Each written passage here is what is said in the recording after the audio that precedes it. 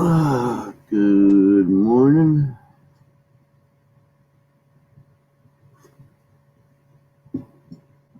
See if I can find my video.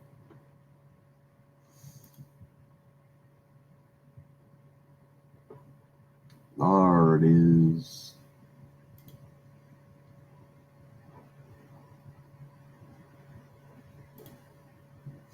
Good morning, flatbed trucker. How are you doing this morning?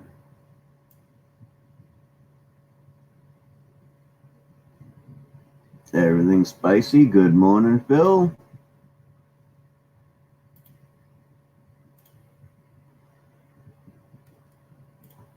Missy. Good morning. There we go. I am up and at 'em. So how's everybody doing this morning? My ass is just getting up. I couldn't get to sleep last night. It was like 3 a.m. this morning. I finally got to sleep.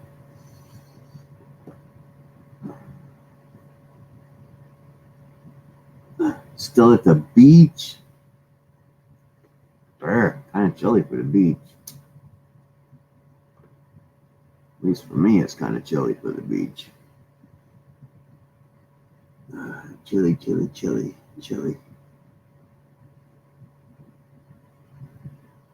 Yep, exactly. I probably should have slept in this morning, done coffee chat a little later, but I didn't.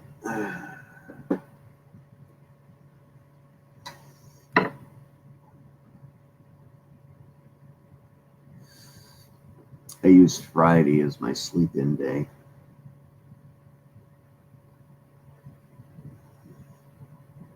Friday.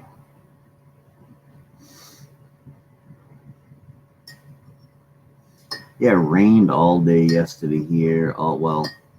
Rained all night the night before last, all day yesterday, and most of the night last night. It stopped sometime after 3. Looks like maybe we might get a little sunshine today. It's a little warmer today than it has been.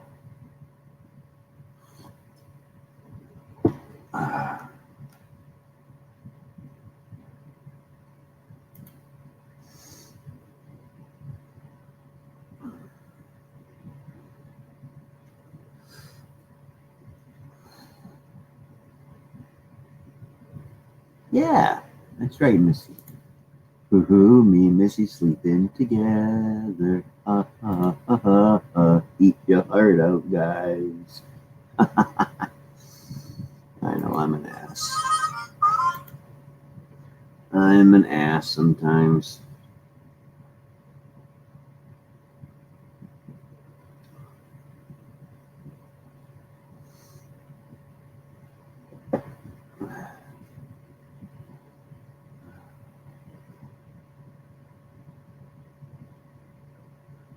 A seagull. Okie dokie. Okie dokie smoky.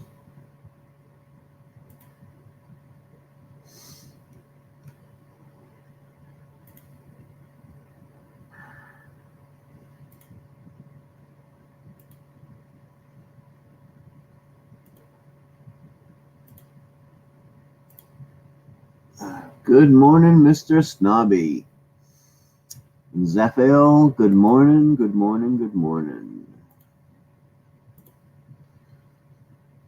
Whew.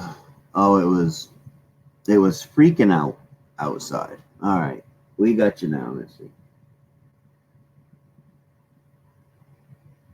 Ugh.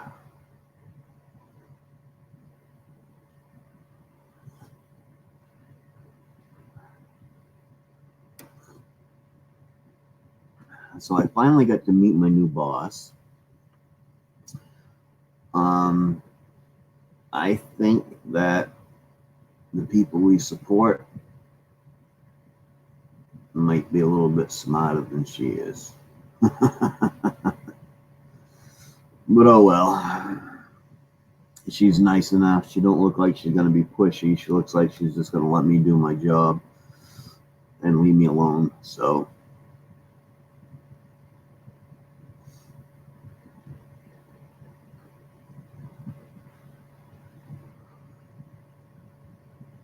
it is a Wednesday, Missy. It is Wednesday. If it was Tuesday, I would be working right now.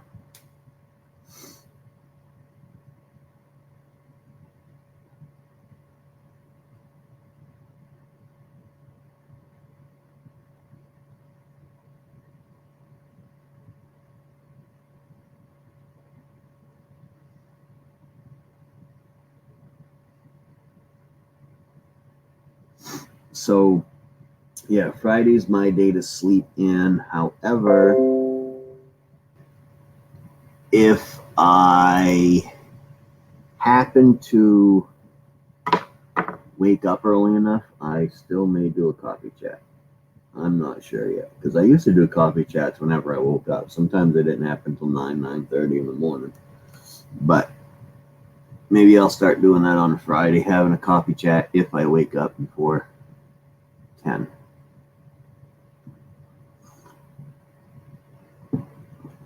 You're lagging behind. Could be. Or it just could be I'm not talking fast enough and not keeping up with the chat the way I should be.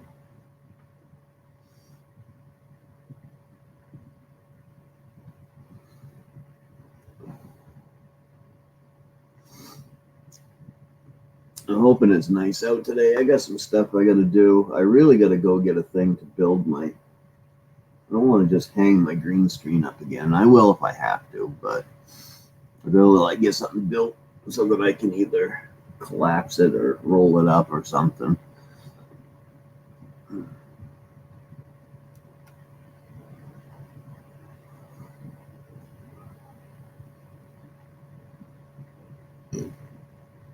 Then I do have to go to the dump today. I got to get rid of did some stuff the other day, so now it's starting to pile up again here. I got to get rid of some stuff.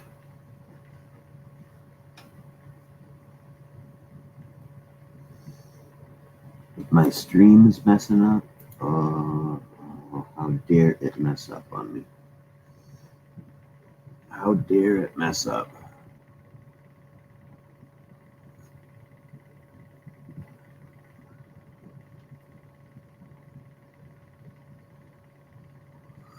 New site tomorrow. Sad to leave the beach, but looking forward to streaming better this week. Has been frustrating.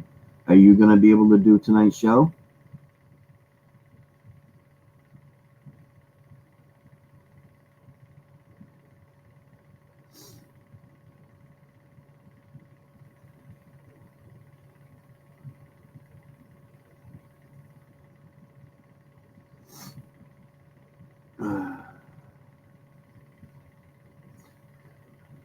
Yeah, Phil, he likes that hot stuff. I don't know how most people do it. I am not tolerable of spicy foods at all. So hats off to you guys.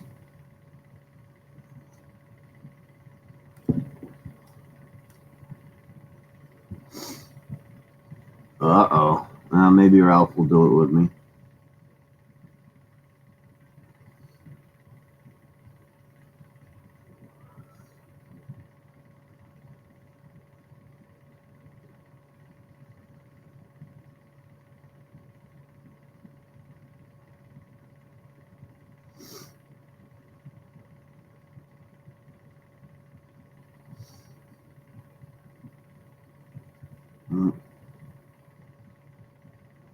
No.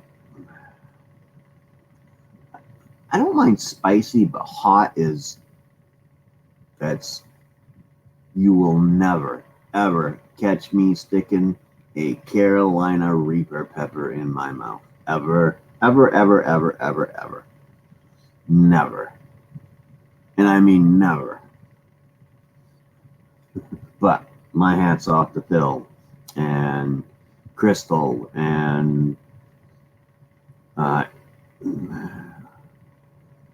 those guys. Just, yeah.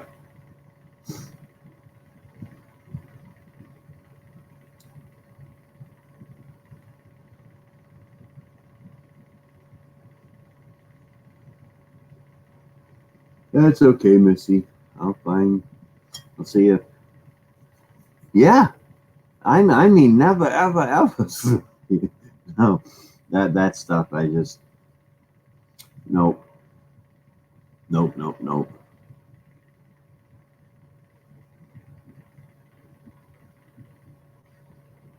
No, Phil, don't waste your time because it ain't gonna happen. No way, no how. Um,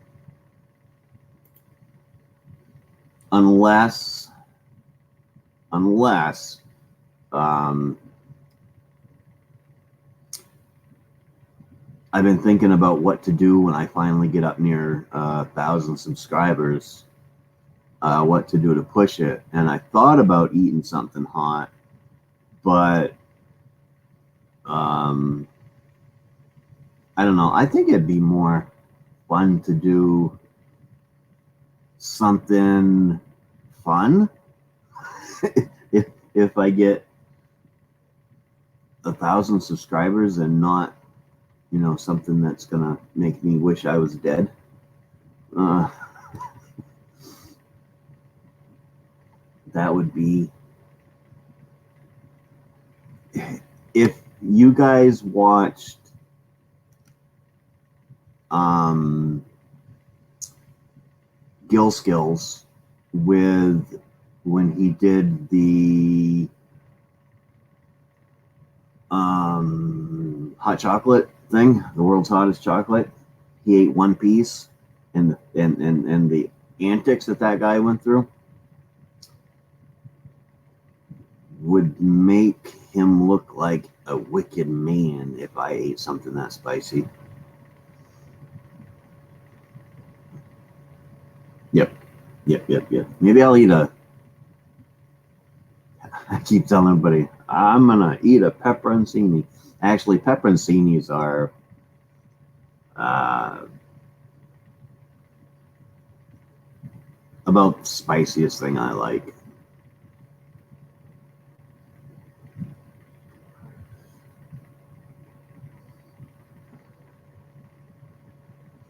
No, probably not spicy. I probably would go through twice as many antics as he did because I'm really not into hot things. Um, I think I might be able to do, or maybe possibly might be able to do like the noodles, but yeah. They say with hotness and new pepper varieties, it's not of industrial product than a food. Yeah, and that's what R5 and Gil was saying. It was like having chemical in your mouth, not something hot.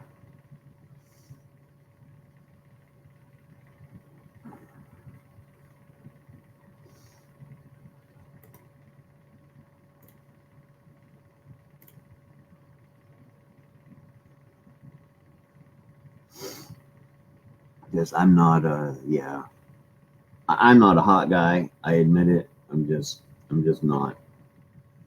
Like I said, I like watching R5 and everything's spicy, and those guys do it. But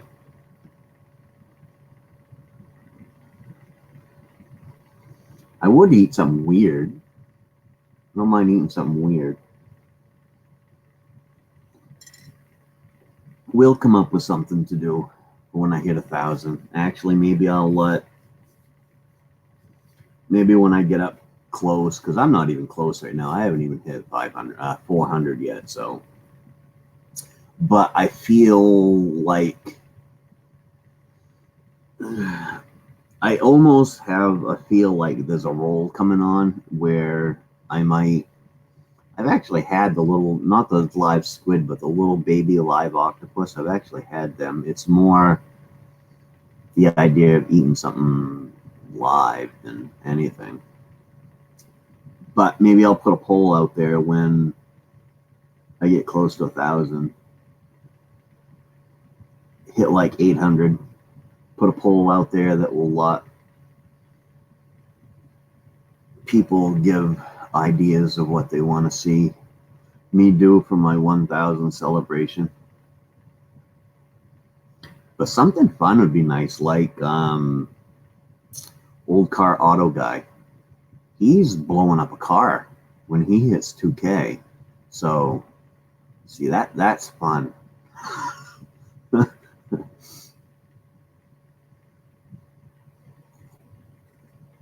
Yeah, Missy, we need hot cheeks eating peppers. You go ahead and eat your pepper.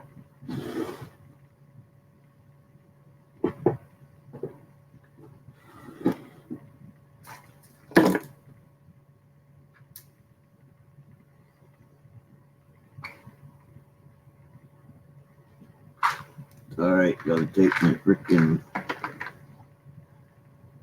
daily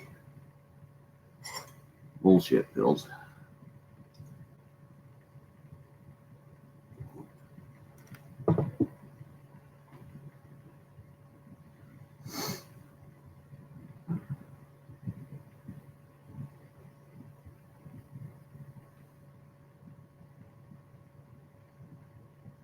So tomorrow morning I gotta get up early because I have to actually go into the hospital, get my blood drawn, and I have to do it before I have any coffee or anything else. So that Friday they'll have the results when I go in for my doctor's appointment on my A1C. See if that's gone down any.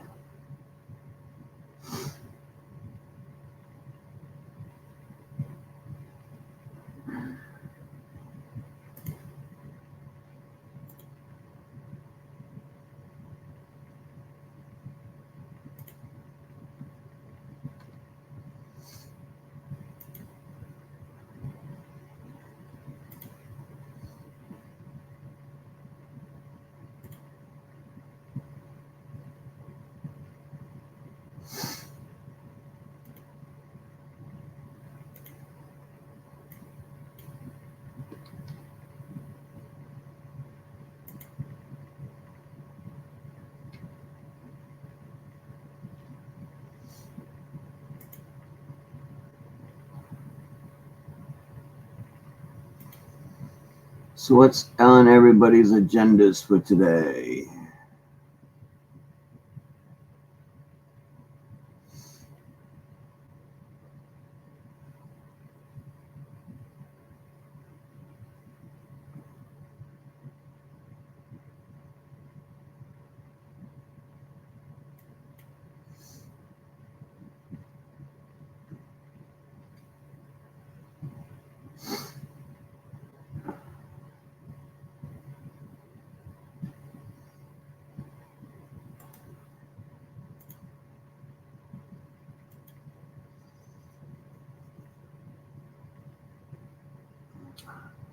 Story of a guy blowing up a car. He was miles from a nuclear plant and set off seismic sensors that didn't turn out well for him. Well, that's not cool. In your shed, Snobby? Tearing stuff apart this morning, or just don't know what to do next, so just standing there?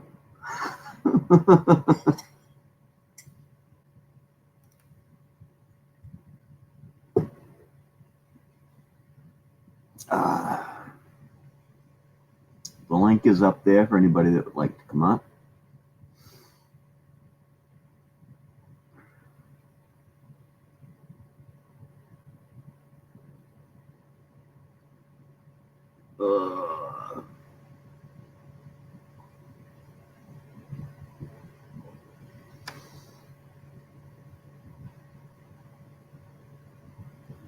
Yeah, Scrap. I'm sure he'll be tearing something apart. Something to do.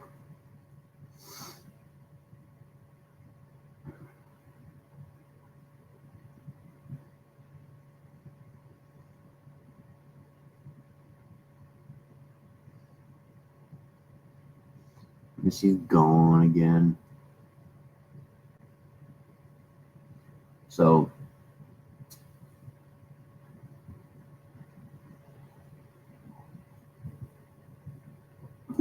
the link is up there if anybody would like to come up and chat. It's open for all. I don't reserve my seats for nobody.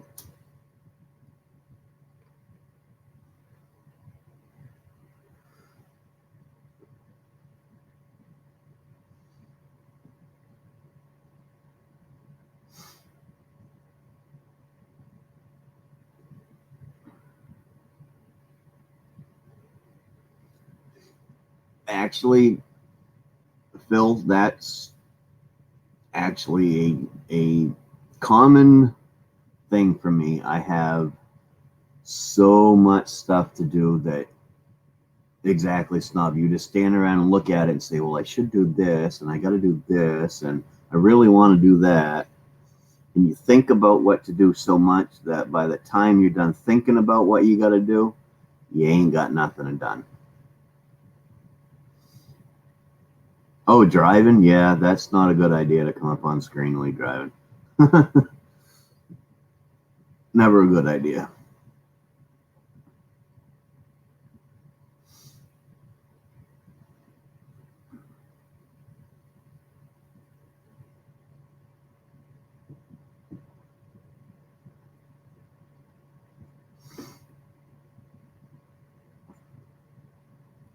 Yeah, I know the feeling. It's just you get to a point where you're overwhelmed and you got so much to do and you don't know where to start that you just don't feel like really doing any of it. Then it's like,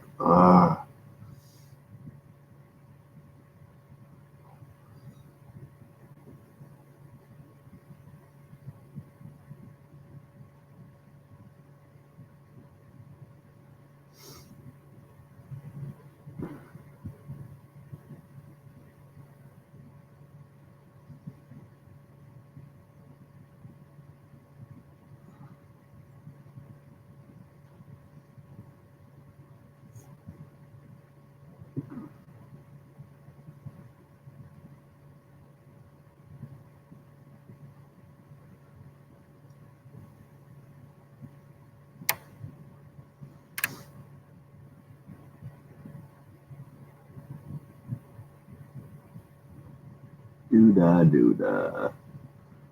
I'm not the best at conversing with myself. So you guys got to keep me talking. Keep me talking.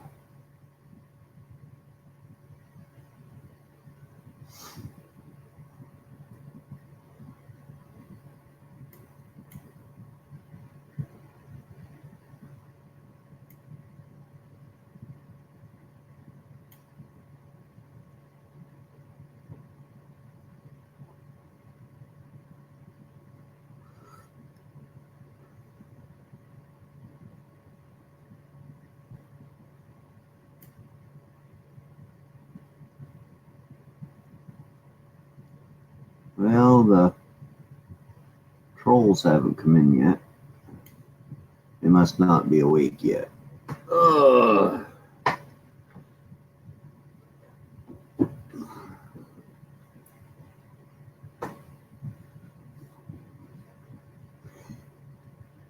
Yeah, that might be good for Snobby, but if I started at my scrapping bench, what happens to me is I get cleaning and then I end up scrapping. I'll get it clean and then I'll just like sit down, say, okay, I got to take a break and then go do something else. And then I end up picking up something and then I start scrapping and make a mess out of the whole area here again.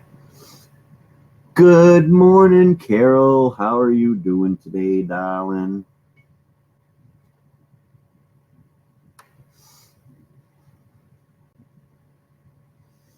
Crazy Annie, yes, she's been on a lot at night.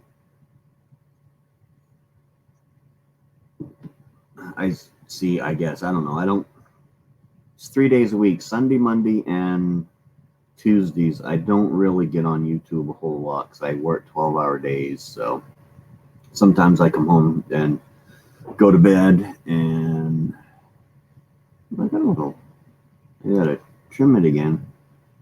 Sometimes I go home, go right to bed. Some days I'll get on YouTube for a few minutes, and other days, like last night, I guess I was on for, I don't know, half hour or so, then went to bed.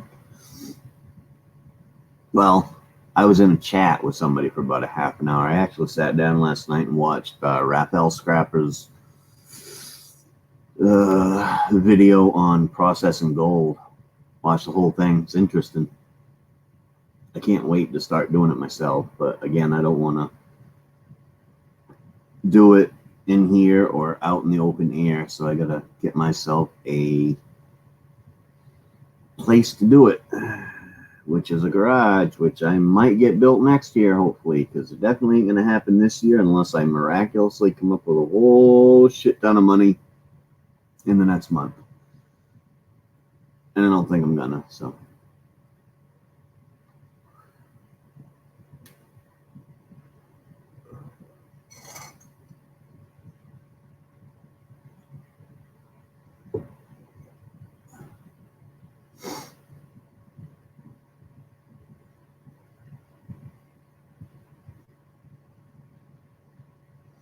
dum dum dum dum dum dum dum. It got me.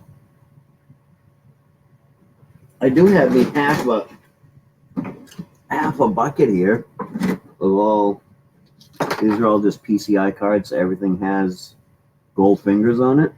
I'm gonna process up pretty soon.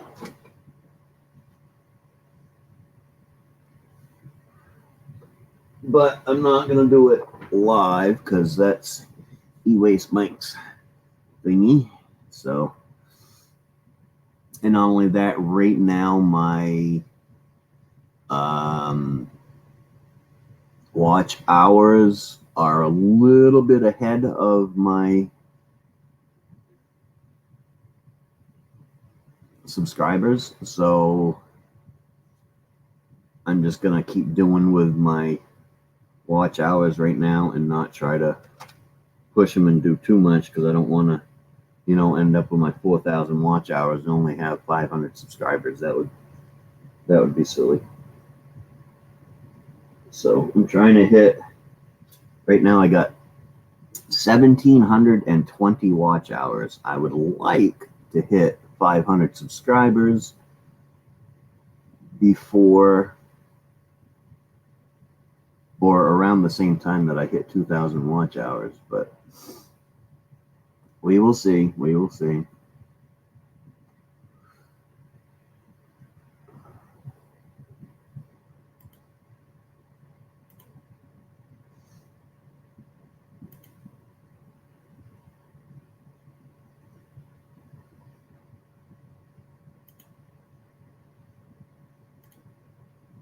Yeah, those pills didn't agree with my belly this morning. Yelling kettle.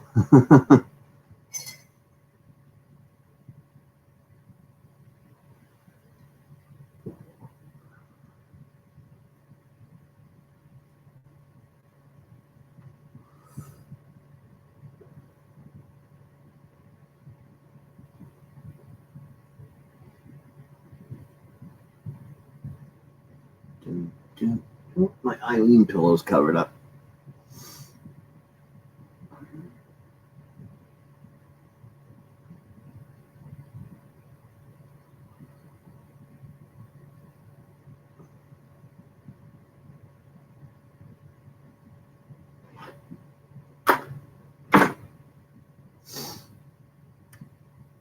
So maybe this week I might be able to, not sure if I'll have the extra money or not, but might be able to order my new snowblower. I'm ordering a off-brand one off of eBay. It's under $600, brand new. They deliver it right to your house, free delivery. I think I have to put it together, but that's really not a big deal. But I definitely need one. I can't just be driving in and out my driveway again this year and packing it down. So I got to keep it semi, accessible. Ugh. Yeah, it's a dual stage. Let's see. I can actually probably.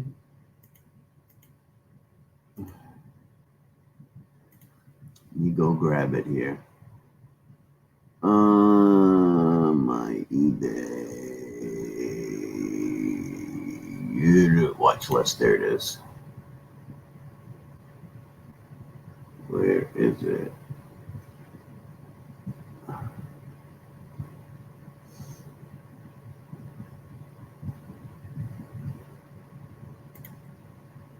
Oops. Is that the one? Oh, that's the 24-inch. It was a 22-inch. There we go, right there. Click, click, click.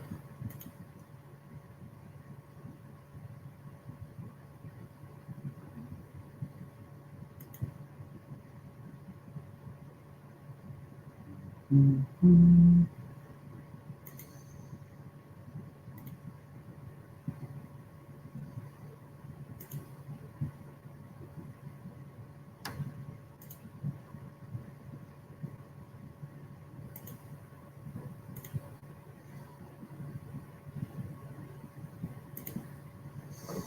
All right, right there. It's Power Smart 2-stage electric start gas snowblower, self-propelled, rust-proof, $569.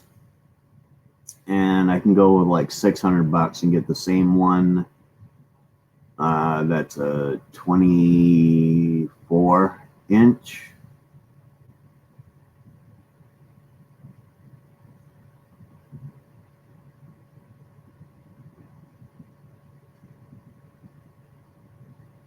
Yeah, it's a 24-inch, or I can go with, let's back this up. There's a 28-inch for $700. Where is it? For $700, I can go with a Briggs and Stratton brand, which should be fairly easy to get parts for, but it's still $150 more than the other one. So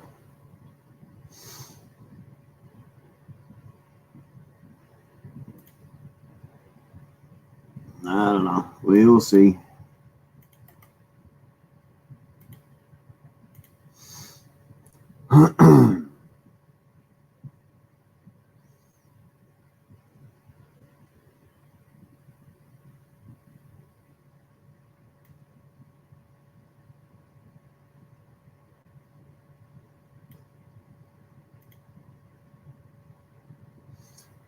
I got to do something. I bought one last year on a lawn sale for $160. They said it used to run, but they didn't know what was wrong with it. And so I took it to a small engine repair shop, and it cost me $225 to get it running.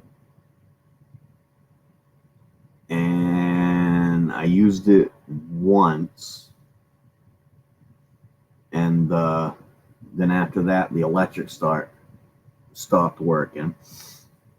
So I had to pull start it, and I went to use it again, and I got it pull started, and I went out back and forth a couple times on each side of the driveway to be able to back out, because my back was hurting and my wife needed to get to work. So I did that because I was just really sore that day, and then went out to finish later in the afternoon, and it's never started again. So I had almost $500 into that. So I figured, the hell, I'll just ain't even gonna bother with it. I'll just go get me a new one. And I was thinking about getting an Aaron's one at Home Depot, but their cheapest one is like $900, and it's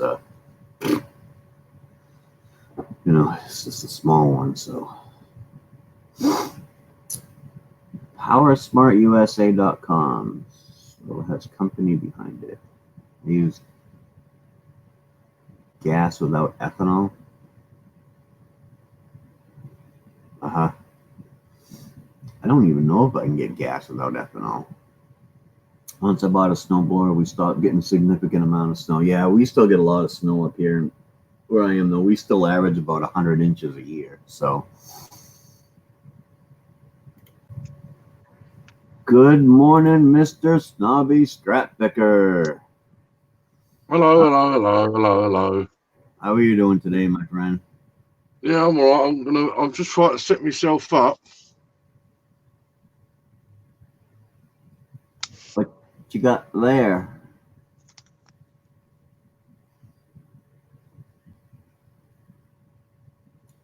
Don't know what it is. The hard drives. They're hard. Oh, yeah, they're slot hard drives for. Okay, gotcha. Can you see it? You can't tell what it is from that end, but All right. okay, yeah, there's slot hard drives that go into a big tower for whatchamacallit thingy. Yep, gotcha. I only get hard drives out of regular computers, so all my hard drives look like this. Yeah, these are the ones I found at the boot sale. In a bin. Oh, yeah? If they're any good, Oh, okay, see, now I can see that it's a hard drive. Yep. Yeah,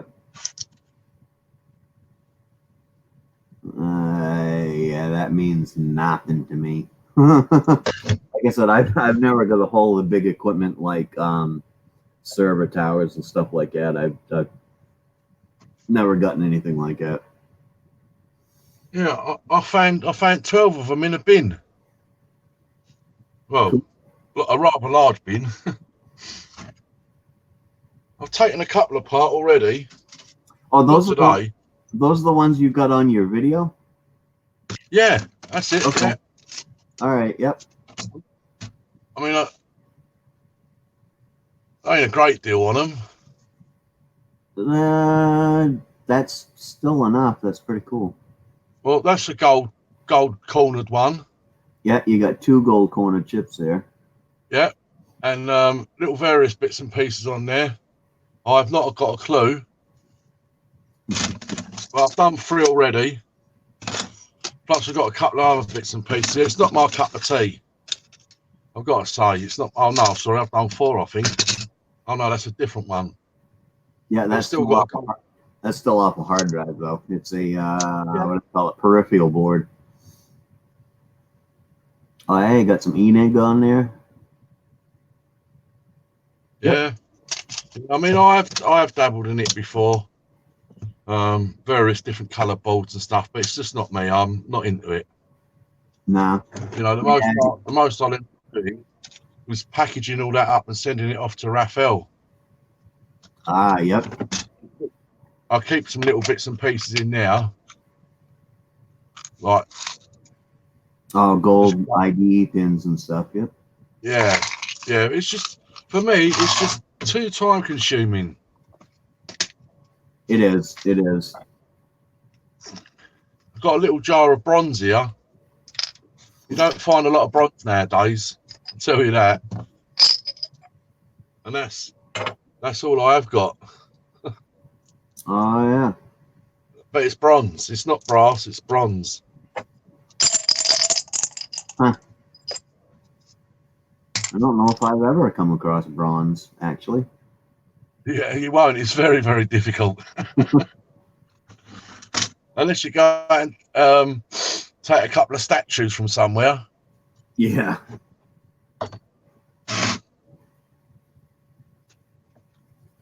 Yeah, they're just too time consuming, and I've had like them big recyclable bins full up with stuff, literally full up to the brim. And I've sorted it all out before and all that. And for the aggro that you get and the money return, you know, for me, I'm going to stick to copper and brass. But I thought I'd get rid of these. And half heavy. Yeah, well, the casing of them is cast aluminum. Yeah, on the hard drive itself. So I've slowly had them piling up.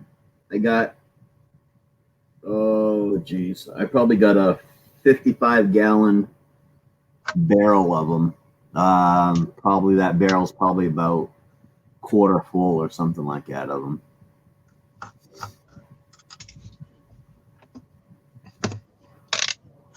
Yeah, ain't for me. .org. Main station selling non-ethanol gas. It comes up and varnishes inside of carburetors. From what I've seen, not fun yet. But in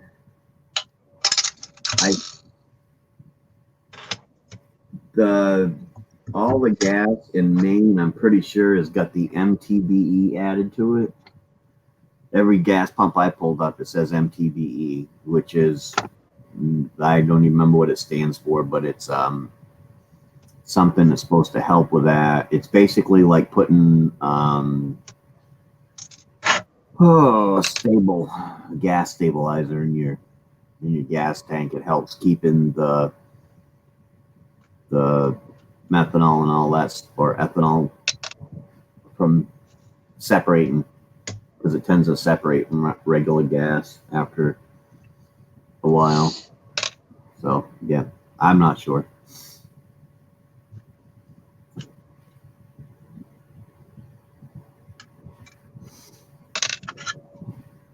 I can remember when you pull up to a gas station and your choices were regular or unleaded. Yeah.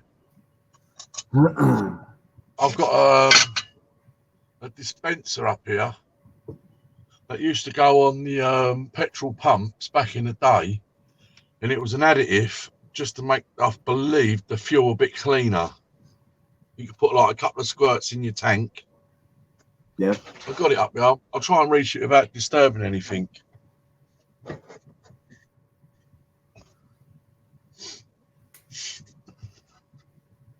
Red X. Oh yeah. You just make it out on there, Red X. I used to give it a couple of squirts. Huh. I mean, I've not got a clue how old it is, but I would imagine it's got to be, well, I can't never remember them being on the petrol pump, so I'm guessing it's probably over 30 years old already. Yeah, and I've never seen another one. No, I don't remember anything of that sort around. So. No. And I'm just going to leave it exactly how it is. I'm not going to touch it. Yep. Try and clean it. It's usually best. I mean, it's got quite a very thin hole at the end up here. You can't really see it, but it's not that big. So you're only squirting a small amount in with each squeeze of the... So it's only a little additive. Yep. Because I believe back in the day, the fuel weren't refined as much as it is today.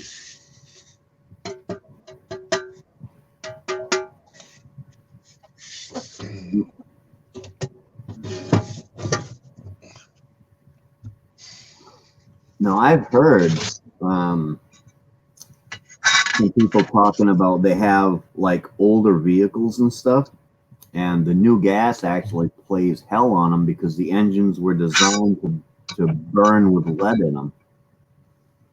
Yeah, yeah.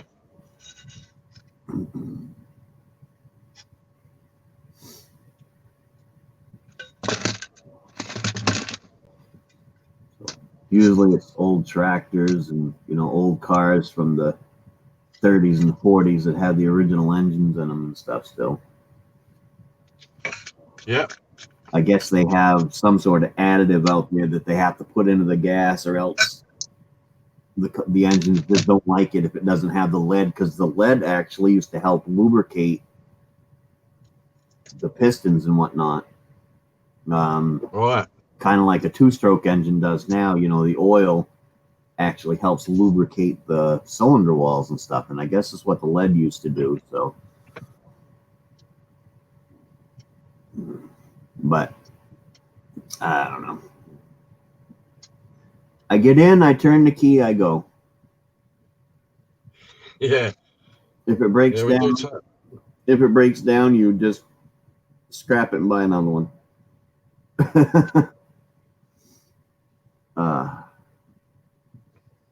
Fine with ethanol and fuel injected vehicles. Carburetors, nope. My brother believed the stickers that says it can use E15 blend, and I put stable in gas. Still had issues.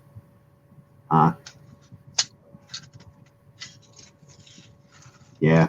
I said, I just stick it in my car and go.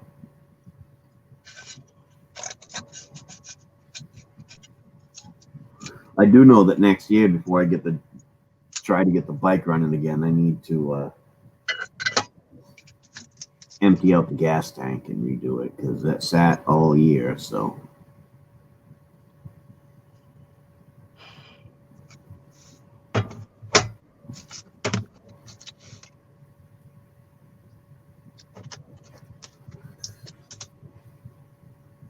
don't you love them stickers? Yeah, well, you know, you got to try and clean it up as best you can, because otherwise they say it's dirty. Yep.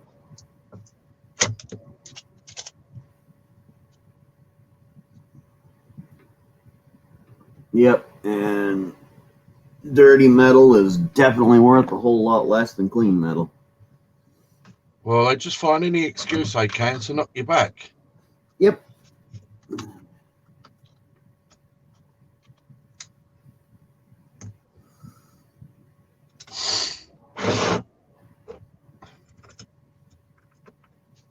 And the thing is, it all goes into a big grinder that grinds it all up into small pieces, and then it gets put into a big boiling pot, and Yep. all that stuff can just be cleaned off in it anyways. And it's like, what's that sticker weigh? Maybe a half a gram?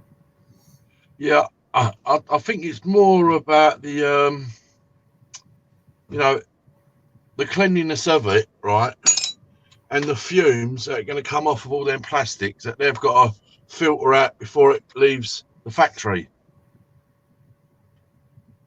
Because it would obviously, going in the pot would still smoke and things like that. And nowadays, I suppose they have to comply with many emission rules out there that they have today. Yeah. Most of the stuff I do sort of take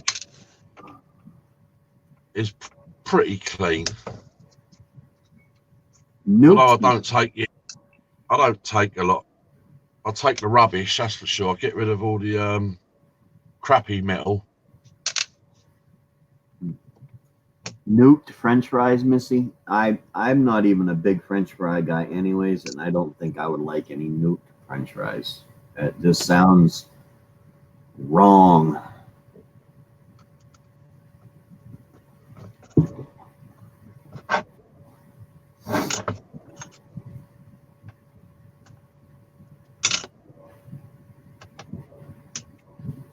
$20 lawnmowers by the scrap bin. Yeah. Sorry? Oh, Zeffel says he has around 20 lawnmowers by the scrap bin. He said most of them probably run. Fire them up. Yeah, I can't see the chat now. Chat's gone. Yeah, you reheated them, Missy, but don't they get mushy? Like when you reheat them? It's like, ugh. The potatoes for breakfast that aren't home fries? I don't know about that.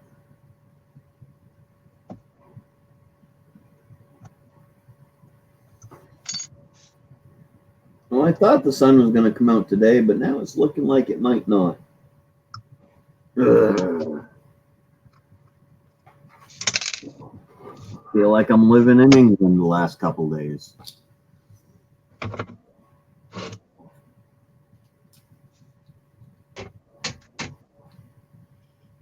Now, that's quite a thick plate of aluminium. That is. Yeah, that is quite a lot. Yeah, that's how thick that is. Mm. And these ones have got 4 of them in. Yep. I throw those right into my aluminum bin too. The ones that my wife doesn't happen to steal and say, "Oh, I'm going to make a project with these," and then they just sit around the house.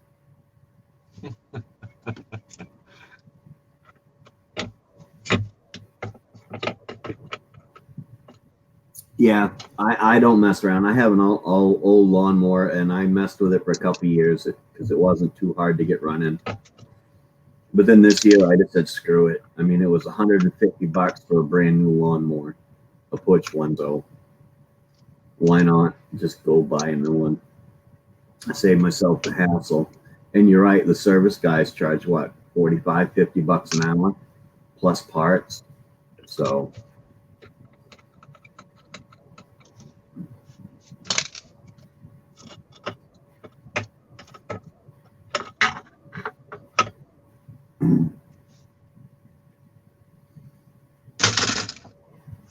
yeah, I got them.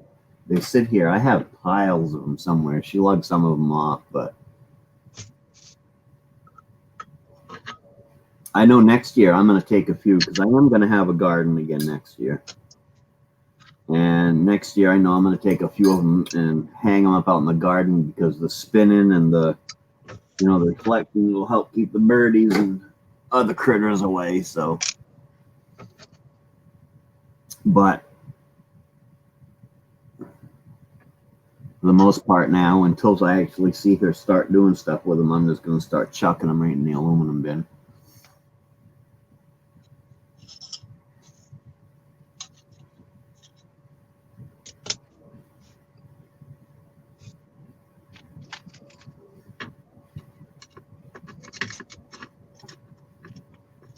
Yeah, I don't know if you can make a wind chime with them or not. I don't know if the clanging. Yeah, I guess you could. Set them close together so they spin and hit once in a while.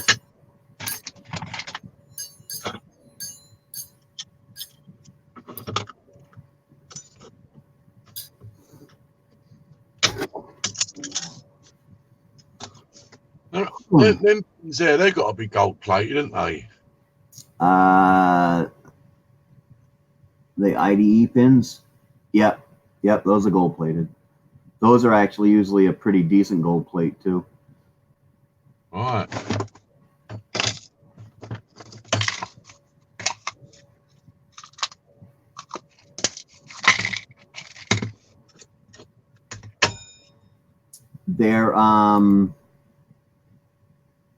They basically are CDs, Missy, except they're made out of metal. They go inside of hard disk. Is what Snobby's working on right now. They go inside a hard disk, and these hold all the information and stuff on your computer. This is all your memory for your computer.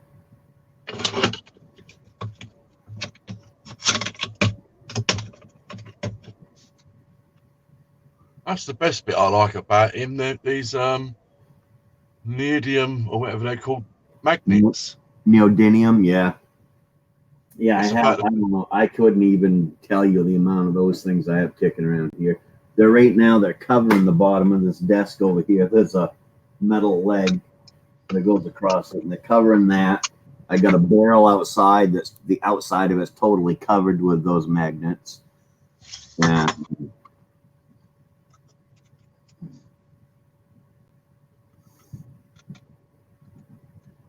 They actually come in pretty handy for sticking stuff on your fridge. And I actually, when I had the green screen hung up behind me, which if I don't make something pretty soon, I'm going to have to do that again. But what amazes me, fold it over and put one on each side, and it holds everything right up. Yeah. What amazes me with these, right? You know that they're a really, really strong magnet. Really, really strong. Stronger than your average magnet. Yeah. This particular metal, right? This is a bit of cork plate. Still, it don't stick. Yep.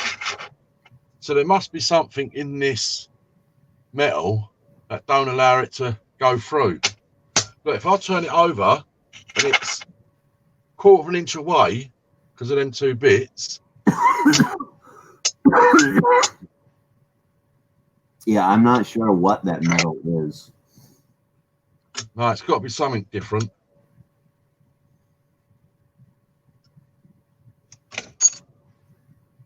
Yeah, I'm not positive.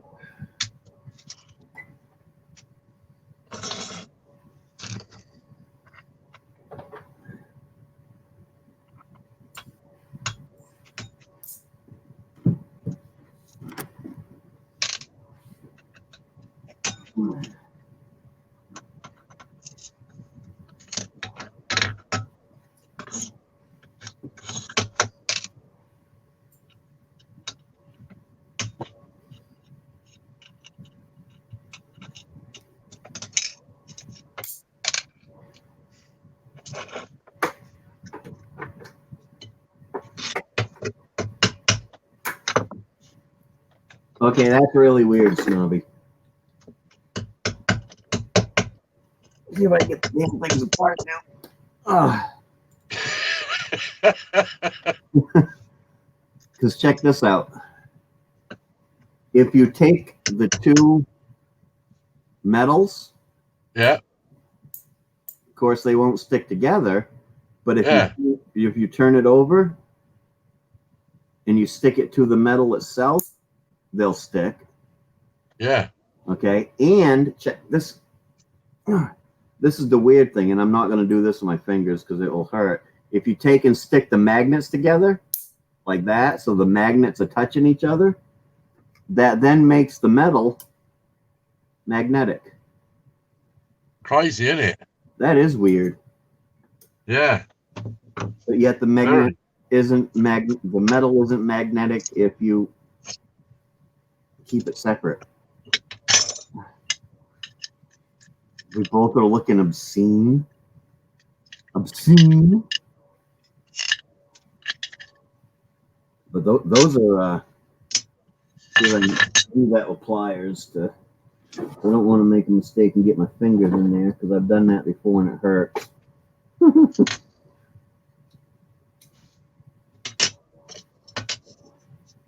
These magnets are crazy strong. Oh yeah, not half.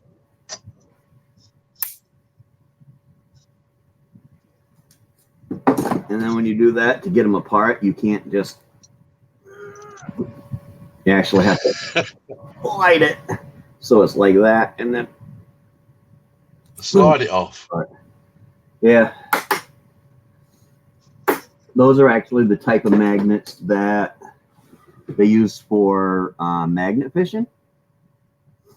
Yeah. They use really strong ones for magnet fishing, and I've seen people saying that if you actually get your finger in between some of those 300-pound ones, and they don't weigh 300 pounds, they'll actually lift up to 300 pounds. If you get your finger in between, it'll actually break and crush your finger. So I'm not really into the magnet fishing because I like precious metals, and none of the precious metals stick to the magnet. I'm thinking that with magnet fishing, you're going to find mostly good junk. A load of old rubbish. Yeah.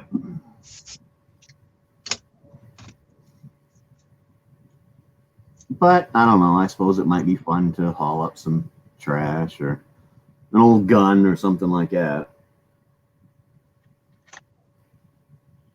Yeah, there's always that, isn't there?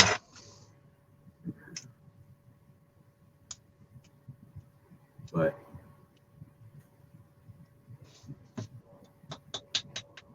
Nuclear submarine.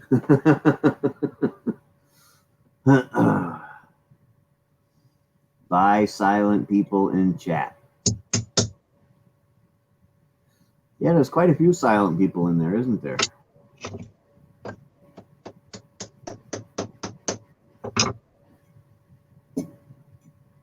I know Carol's in here because she told me she was in here.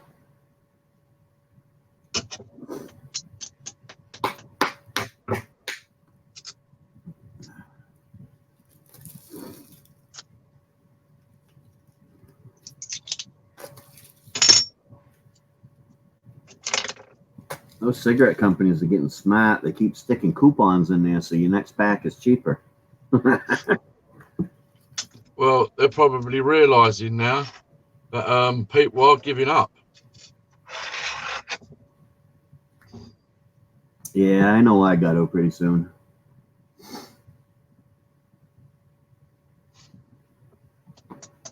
Getting there, getting close.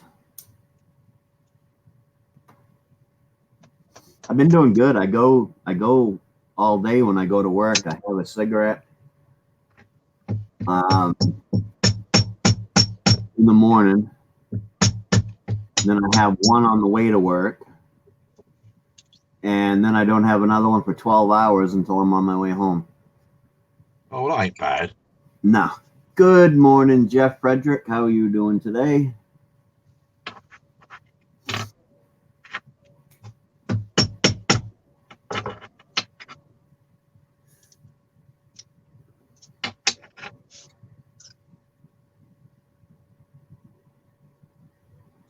Well, that looks sharp. What are you trying to do? They're actually glued on, right? Yeah. You want some advice on how to do that?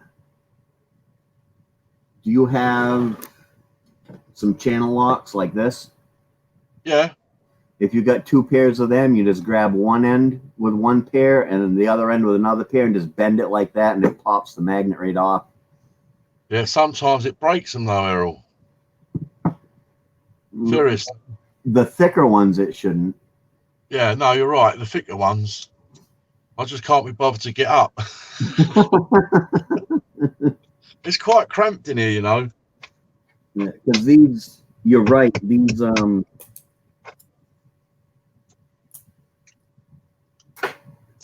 thinner ones like this, if you grab it on the end, see how that one's really thin? Yeah. If you grab it on two ends like I just showed you, it'll break. But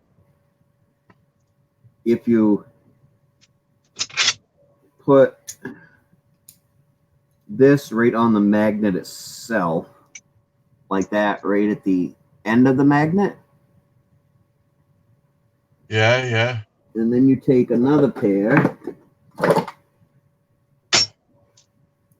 and go on this side and bend it like that.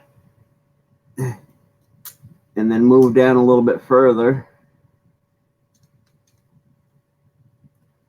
And just keep rolling it until it, see if I can get the angle on that.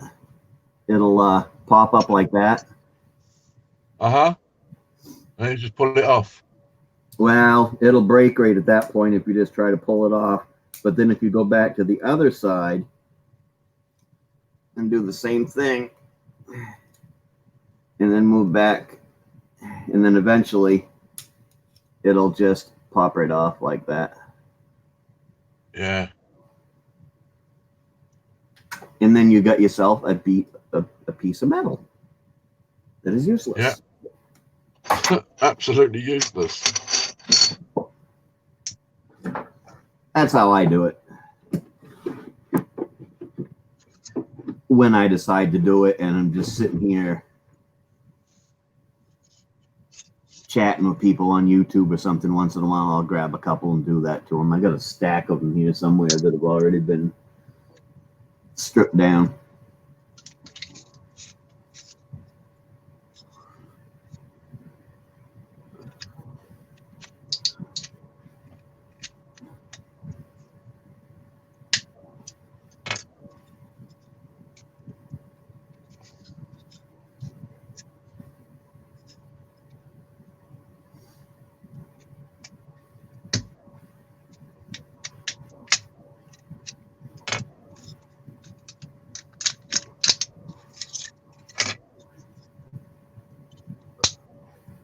Missy headed out.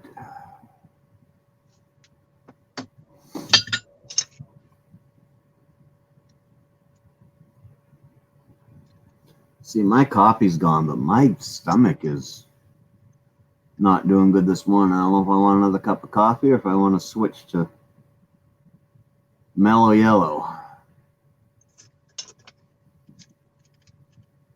Yeah, I've had a few already today. Well, it's afternoon over there for you. Yeah, it's now 2 o'clock. Yeah. I'd have been all done with my coffee hours ago. So last couple mornings I've cheated and got up a little bit early and headed into work early and went downtown and got my Tim Hortons.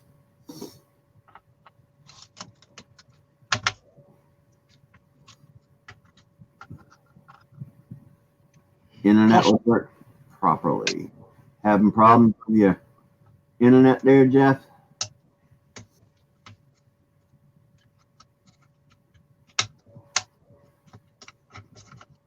Costa Coffee yesterday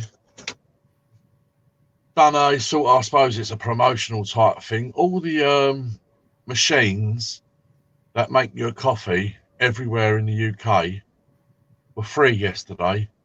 Yeah. Day before yesterday, coffee was free in America. Oh, it might have been that same day then. Yeah. But isn't it funny that most of these retail outlets had a sign on them out of service?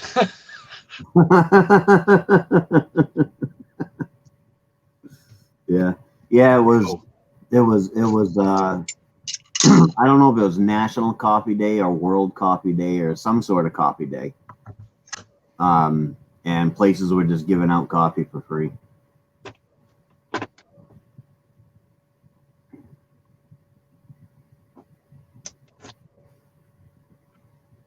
And I didn't even know about it until my wife said, "Did you go get your free coffee today?"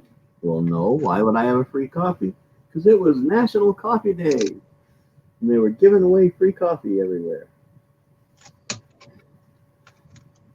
And of course, it was a day I chose to have my 1 cup in the morning here and then just go to work.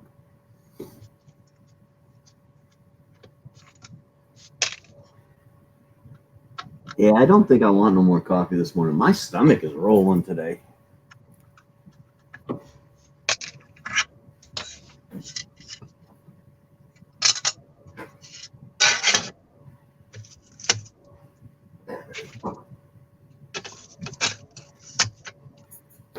I'll switch over to soda pop, and if that don't cure my stomach, maybe I'll switch over to whiskey.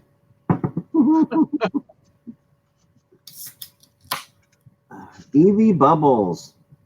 Howdy, Evie. How are you doing today? How are things in... No, I can't even think. I know where you are.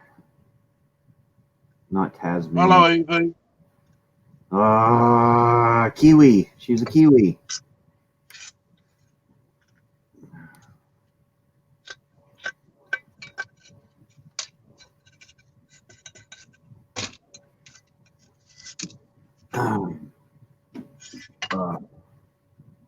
Yeah, now my mouth's not so dry. Eileen, good morning, Eileen.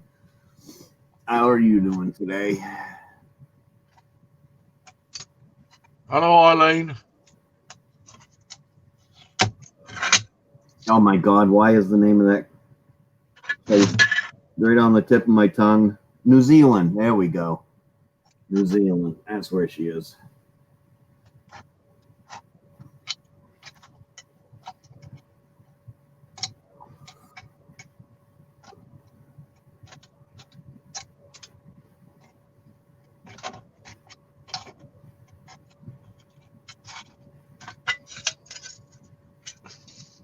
(2:07 a.m.)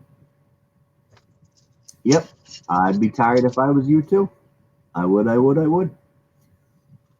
Actually, I was last night. I didn't get to sleep till about 3 o'clock this morning. A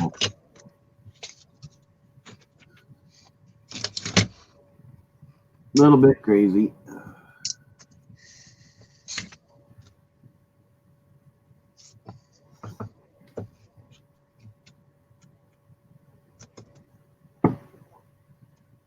Oh, it hit 9 o'clock. People start waking up around across America here pretty soon.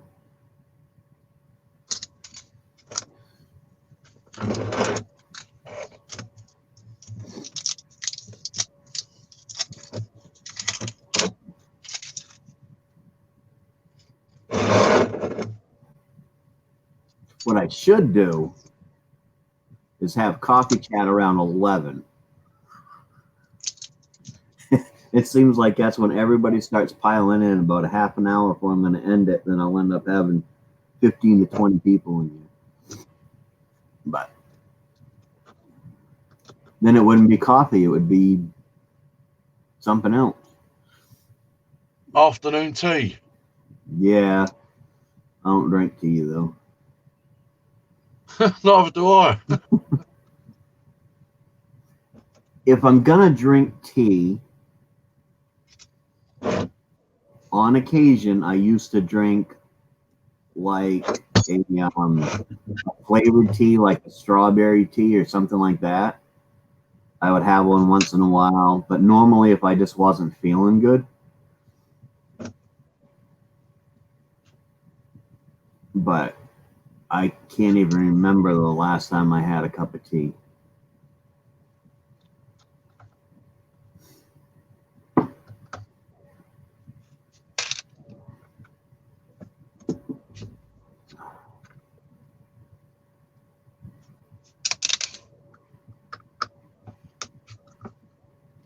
Eileen says, "Morning, Snobby." Yeah, morning, Eileen. I'm sure I said hello.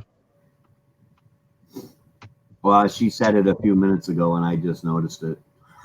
So it was probably after you said hi to her. Might have been like Evie Bubbles then, mightn't it?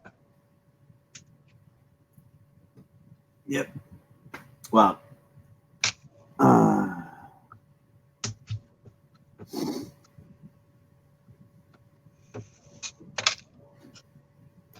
we got not that many people in here today.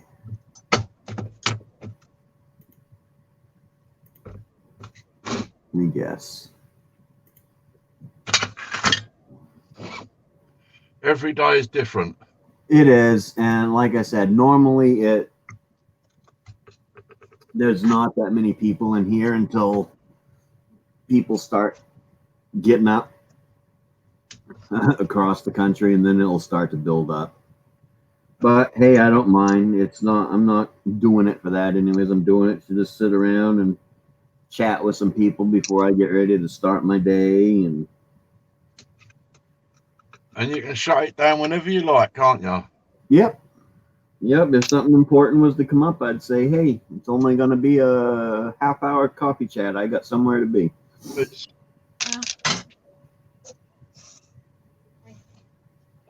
Ooh, do I hear Dusty? Yeah, she's running, dropped a sandwich and run back out again to do me a coffee. Uh-huh.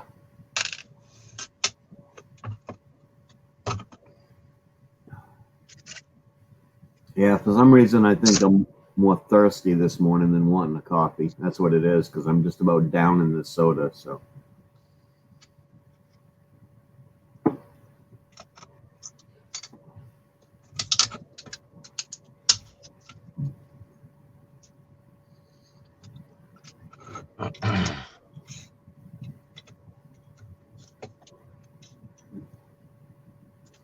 All them stickers are just a pain in the ass.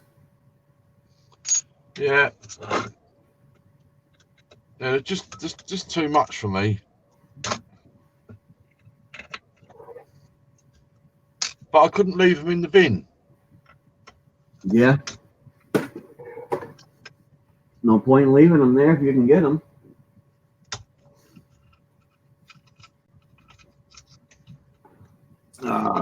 So you're sitting there doing that. I'm sitting here staring at the screen. I might as well stare at the screen. And good morning, Blood X. How are you doing?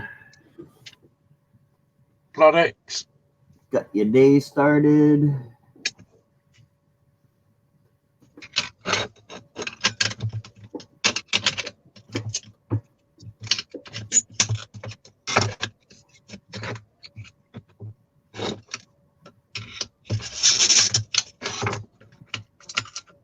just sitting around having, well, I ain't even going to say having coffee now because I moved on to soda, but having morning drinks. And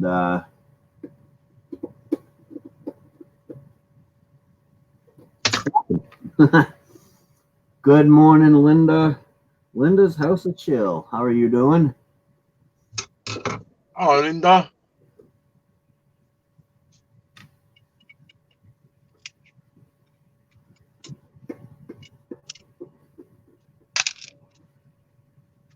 But not much happening today.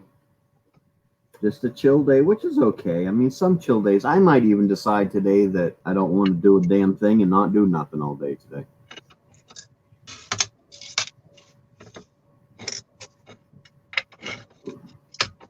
What I really got to do, I've been saying I'm going to do now for 3 months, and that's get that damn wood pile outside straightened around before snow hits. You got to get it piled up, and then get it covered up. And but it's almost like, I don't want to do it. My brother, which probably end up happening, I might end up just paying the neighborhood kids, like $20 or so for them to come down and do it for me.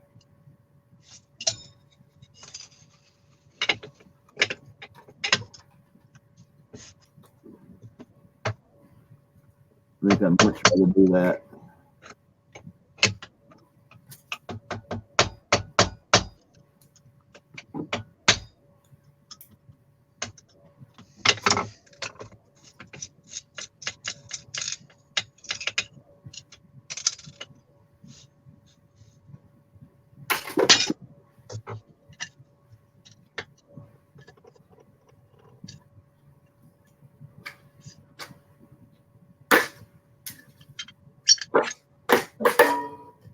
Oh, yeah.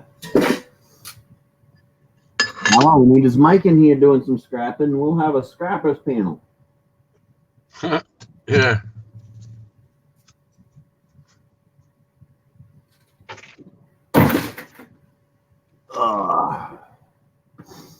It's been too many days not doing anything, and my list grows longer. Oh God, Linda, yeah, I know how that is. I was just talking about that earlier. I've got so much to do that I just sit there and stare at everything I need to do and think about how I want to do it and the best way to do it and get it done in an orderly fashion. And then by the time I'm all done figuring it out, it's too late to do any of it. So I have to start all over again the next day. It never fails. Never fails.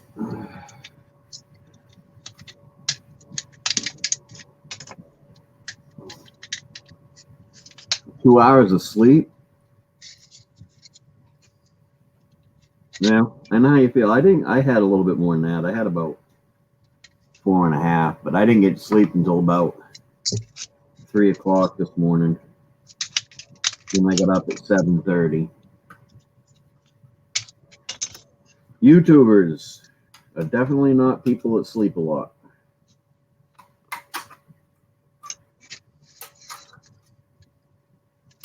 What happens to me though is I'll go without sleeping and I'll go and keep going and going without sleeping, and then all of a sudden my body will crash and I'll sleep for like 14 hours straight. Good morning, Passion for Pets. How are you doing? I haven't seen you in a while. Hello. How you been? Yeah, me too, Linda. Always busy in my mind. I'm always doing something in my mind.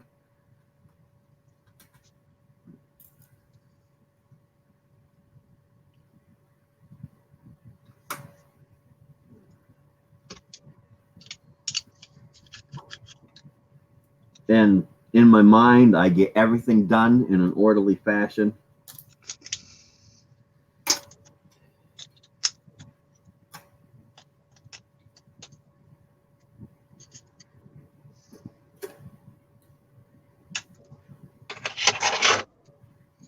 And then I realized I was just thinking about doing it.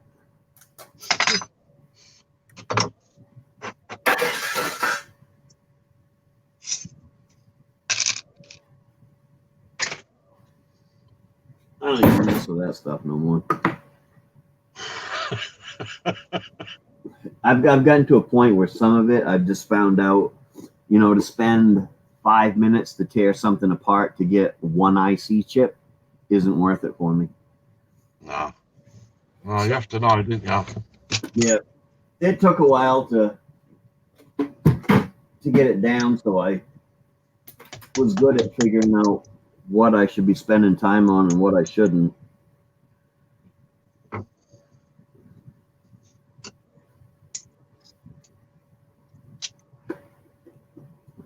Because I'm in it for the gold.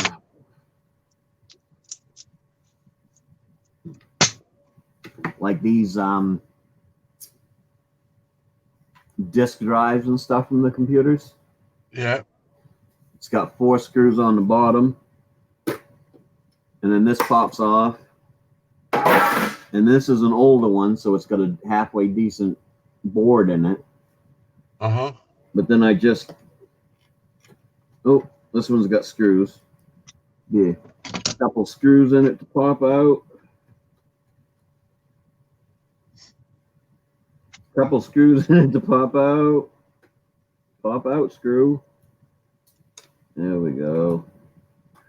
The smaller ones don't usually have. This is an older one, so it's got a much bigger board than it normally would.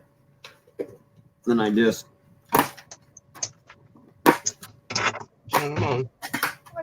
pop out the board. Hi, Maine-iac. Hi, Dusty. How are you doing, dear? I'm alright. I'm just busy doing housework. Me and Snobby are scrapping. But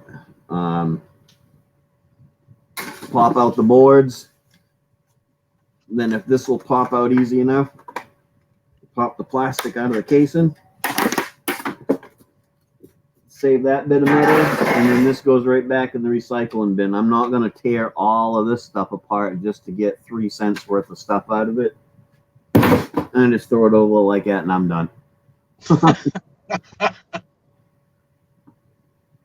And then all of that stuff that I throw over there, I take right back down to the dump and put it into their e-waste bin. Right. Where I get everything anyways. And that would then e-waste. An e-waste company comes along and gets everything from there, and then they take it and further process it for the stuff that I haven't taken. So we have a huge scrap pile. I wish someone would come get. Not enough for us to spend all day taking it to the scrap yard. I'm sure, Linda, if you have it out there and you just put a sign that says free scrap, somebody will grab it.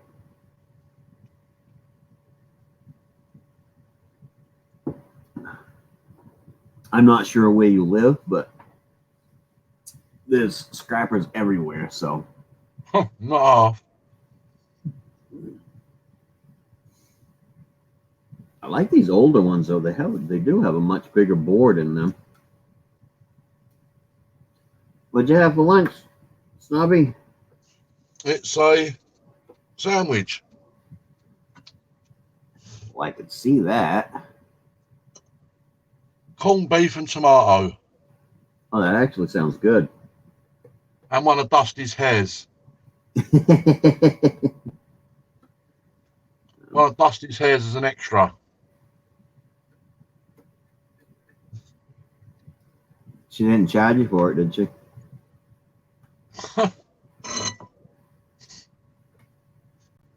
It can put me off my sandwich, though. Hairs don't bother me simply because I grew up and my mother's hair was always in food. So I got used to it.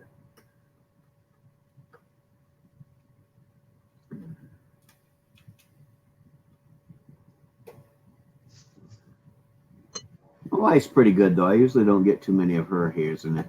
Kansas. So, yeah, I'm sure there's got to be Kansas scrap pickers out there, Linda. Just, if you don't want to deal with it, put a sign up. It says free scrap. Even if it's not where it's seen, just put a sign up front, and I'm sure somebody will stop and say, "Hey, I'll take that off your hands." Yeah, I bet it'd be gone within a day. Yeah, wouldn't take very long.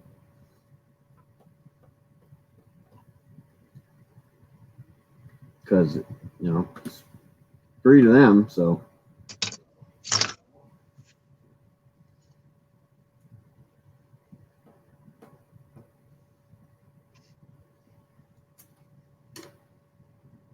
I would love to seen something like that when I was a teenager, but I don't really do scrapping for money anymore, so not since I was a teenager. Now it's all I just want the gold, damn it.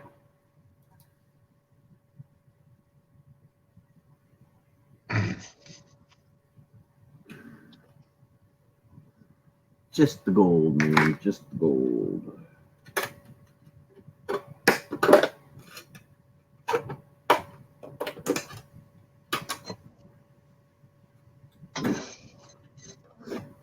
Of course, I do have a lot of aluminum and copper byproducts from tearing apart and all this stuff to get the. Oh, there's a big chunk of copper.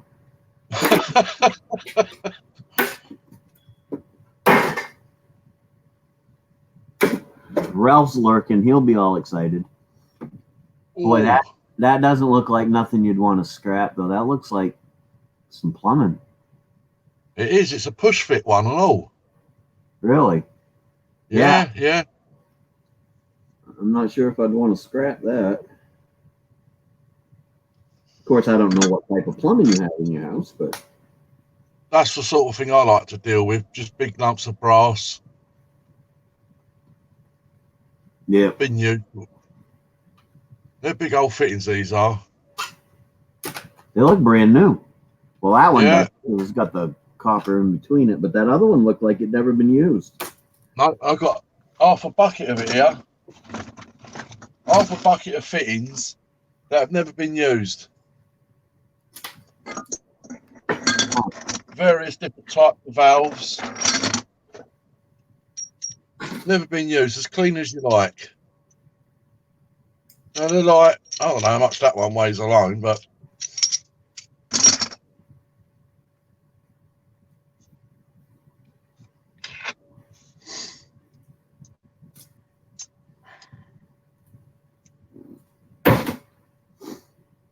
But yeah.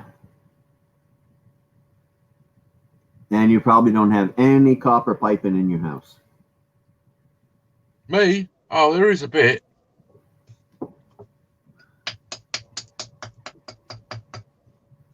So I know, like me, the only copper I got in my house is the fittings. All the rest of it's that PEX pipe.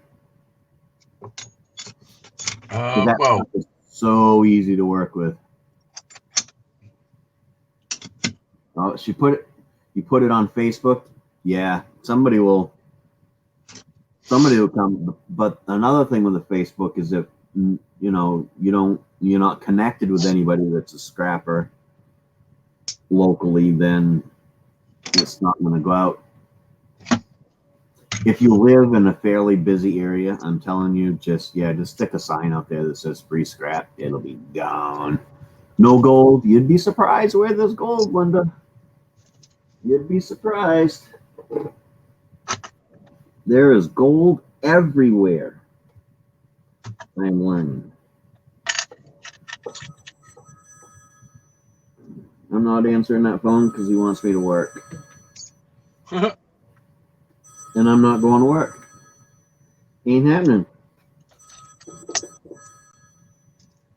Ain't happening.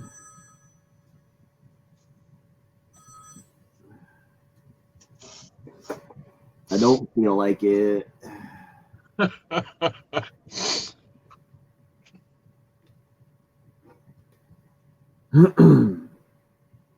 And I'm on the list that says I do not have to do mandatory overtime. So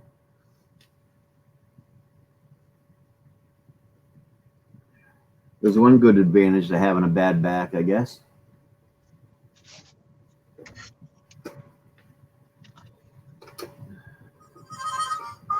And he left me a message.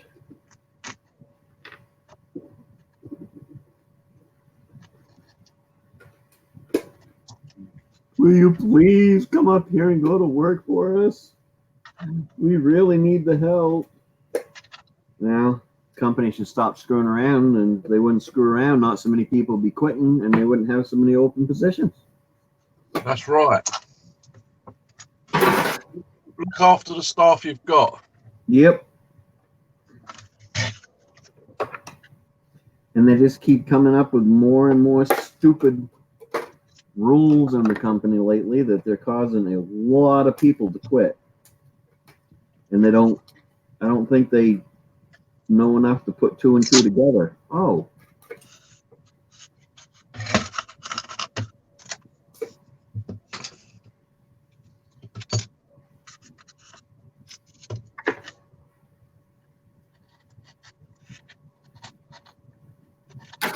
Just not very smart people, that's all.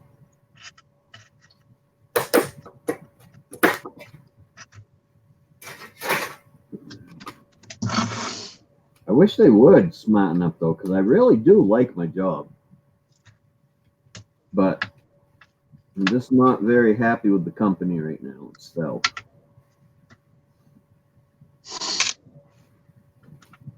Which makes it really hard. Get her done, Granny. Good morning, Granny. Sorry, I haven't looked at my screen in a minute. Good morning, MD Outdoors. Good morning. How are you guys doing today? Welcome, welcome, welcome. Come on in, pull up a seat, and have the morning beverage of your choosing. Maybe that's what I ought to change it to, from coffee pot to morning beverage. Because not everybody's in the morning. You got those people over in Australia, maybe they're ready to sit down for a hot toddy or something.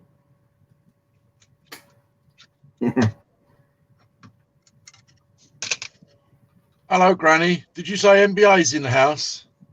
No, MD. Oh, hello, MD. What, MD Outdoors?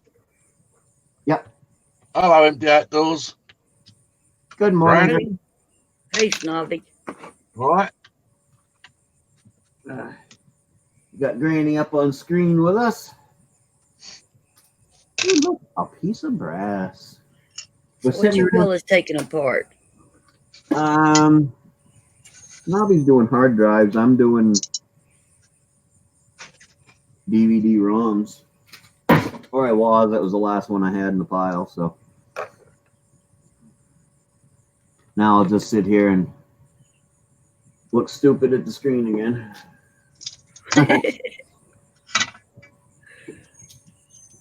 Yeah, I always hate that part when I'm up by myself and it's kind of like, okay, now what do I do? Yeah. Sit there and twiddle my thumbs up. Hey, y'all, what you doing? It's up there all by yourself. It's one thing when my neighbors think I'm sitting here talking to myself, but it's another thing when I'm sitting there talking to myself. Get up there by yourself, nobody in the chat, and so you really don't want to sit there and actually talk to yourself. So you hope somebody comes in and starts chatting with you. Yep. Thankfully, I got Snobby. He usually comes up on screen with me to keep me chatting away. Snobby's the man. That he is. So, and he's scrapping this one. Yeah, you know what I am going to do today? Definitely going to do today. I am going to split up some wood so that I can start a fire in the little stove in here some mornings to get the chill off. I think that would be a great idea. That's a good idea. Because it's starting to get chilly in the mornings. It ain't too bad today, but like, was it yesterday morning? Well, one of these mornings I got up recently, there was frost on my windshield outside. Oh my. Enough that I had to start the truck and let it warm up because I haven't dug out my ice scraper yet. I'm not sure where it is. And I could see my breath inside the house. So wow. It's definitely time to fire up the wood stove. Yeah, I'd say this weekend I'm gonna have to get the rest of the vegetables in that's growing out here. Oh Just yeah. gonna No, start. only thing left around here right now is some of the farmers still have corn in the field because they won't actually start really cutting that heavy until, well, they should be starting to cut it anytime in the next few days.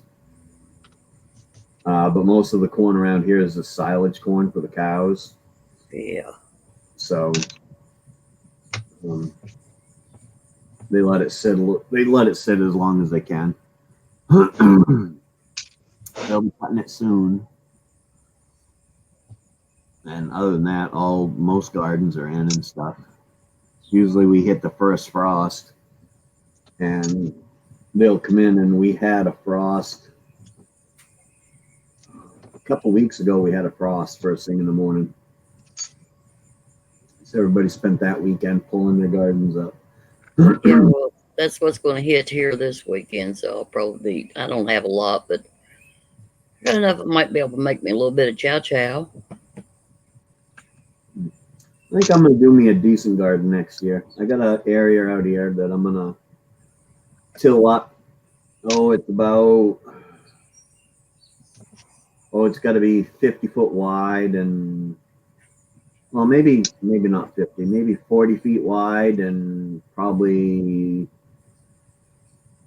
60 to 75 feet long. I'm gonna have it tilled up and have a garden next year.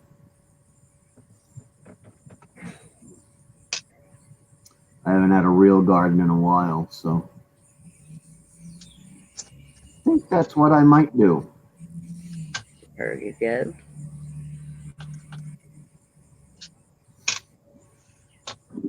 So what are you up to this morning, Granny?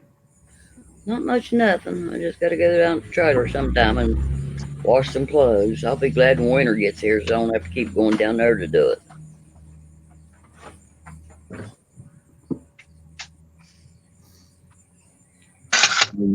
I'm doing nothing, but I normally do nothing in the mornings. So Now you got me thinking. I got a little wood burning stove that would work great in my little building. I'll have to dig that out and hook it up. yeah. Oh, I love burning with wood. I love that being my heat source, but I also hate burning with wood and hate it being my heat source. I understand. I love it because for anybody that's never had a wood burning stove, the heat is totally different that comes out of that. It's a radiant heat. It not only heats the air and stuff, but it also heats everything up around it. Yep. And like when I had my house and I had a oil fired furnace in it, I had to keep it at 72 degrees to be fairly comfortable. Yep. And with a wood burning stove, when it's 68 degrees in here, it's comfortable. Yep. It actually feels warmer than it did with a hot air furnace at 72 degrees. We said wood burning stove heat you to your bones. Yep. Yeah. Oh, ain't nothing better than coming in on a cold day and standing next to the wood stove. Yep. I actually got an area on the front of my wood stove that I can actually sit out there with a chair and prop my feet up, so my feet are right up next to the stove. Oh, I love that. And but the hard part is if you get low on wood, it's kind of hard to just go out and buy some because by the time you get low, everybody else has already bought all the wood up. Yep. So you got to make sure you get left. You got to make sure you get it ahead of time. Then if you're lucky, you'll buy it so it's already cut and split, which is normally what I do. But then you got to split some up so that you got smaller stuff. Yep. And then you have to carry it in. Depends on how much you bring into your house at the time. I usually have enough for about 3 days in here. So every 3 days, you got to spend an hour or so carrying in wood, which kills your back. And it's hard to keep the heat at a constant because it's either chilly, comfortable, or hotter and holy. No. Yeah. Because like right now, this time of year, it'd be nice to, because I got 2 wood stoves. I got a big one and my little one, so it'd be nice to just fire up the little one just to take the chill off. Yep. But you can't burn wood all day long because it'd be so freaking hot in here, and you'd be wasting wood. So you just fire it up and get the chill off. And so therefore you have to start a fire every single day, every Yep. day. And it can be a pain in the butt, but I love the heat. Good morning, Mike. How are you doing today, buddy? Mike, I heard something about you was in the hospital. What went on there? Mm. Shining Star Soup, good morning. How are you doing today? Good morning, Mike. I hope you got some sleep last night. Hello, Mike. He was in the hospital. He ain't been sleeping. Hello, Mrs. Soup.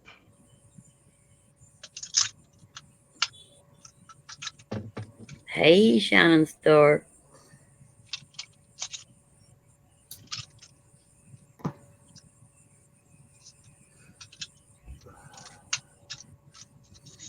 Not doing too bad. Just sitting here.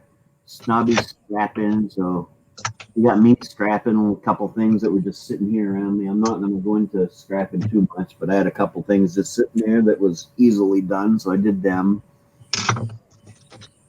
And now I'm here looking dumbfounded at the screen. So, Snobby, did you watch Rafael's video on doing that refining of that 18-gram gold bar that he made? Yeah. Yeah, I finally got around to watching it last night. That's pretty cool. Yeah, it's not the first one I've watched. That's the only one I've watched of his, of doing a refining like that. I probably should watch some from way back. But I liked his because it showed all the stuff a backyard guy can do. Like, all my information that I learned, most of my knowledge has come from Three Tips, Moose Scrapper, Owl Tech, and a few of those others on refining. But Three Tips does it almost like professional, you know?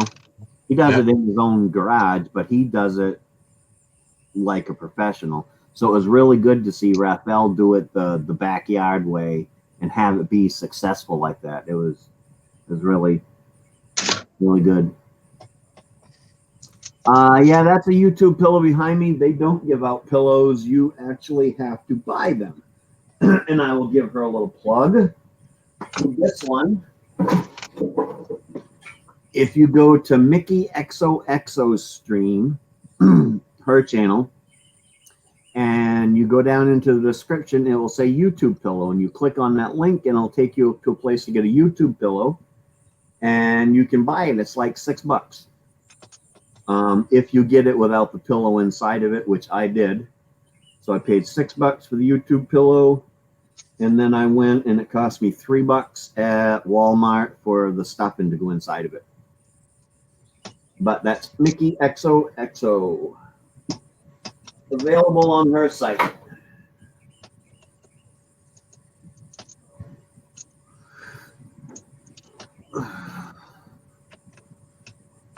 So yeah, Mike, why was you in the hospital?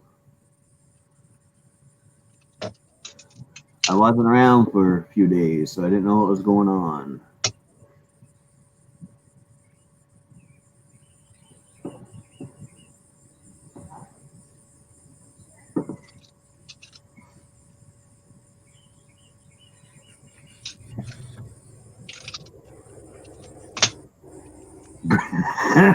Granny beat you up. You said you wouldn't tell nobody, Mike. Now he done told on me.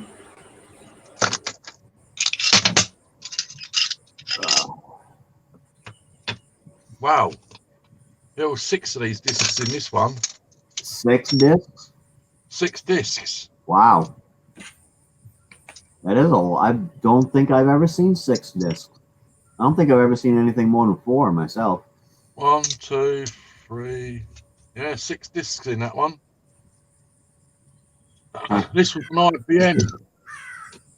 This was an IBM one, International Business Machine. Yeah. What was the storage capacity on it? Well, all that it's got written on it is 148 gigabyte or 148 GB, and then next to that it's got 10K. Huh. 5 discs for 140 gigabyte? That's odd. But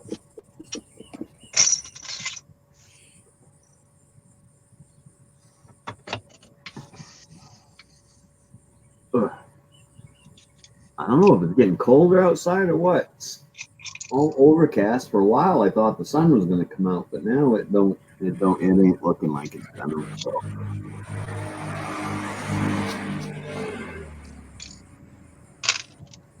Shining Stars Soup is saying quids. That is British pounds, right? Yes. A quid is a pound. It's like us calling $1 a buck.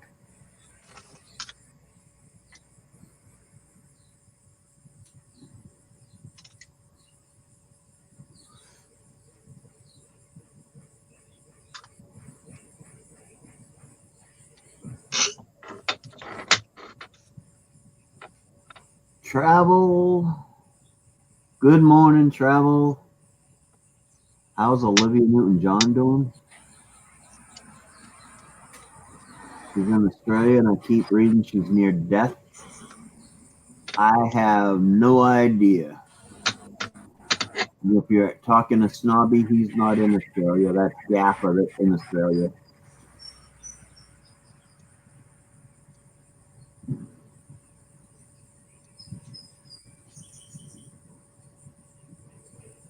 I haven't seen Gaffer this morning. He must have went home and went to bed.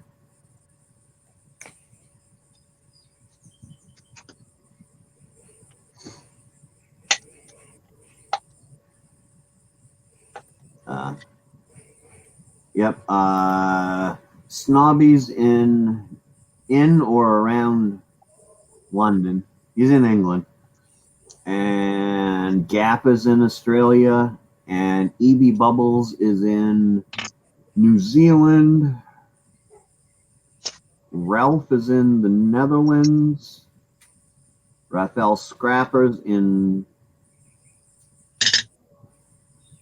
Denmark? Norway? Where's Raphael? Raphael's in Denmark.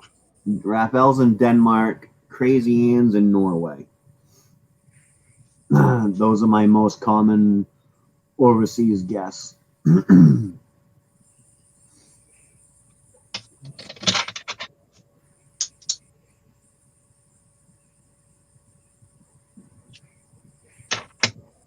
Yeah, Ralph put up a pretty good Melton video there the other day, too.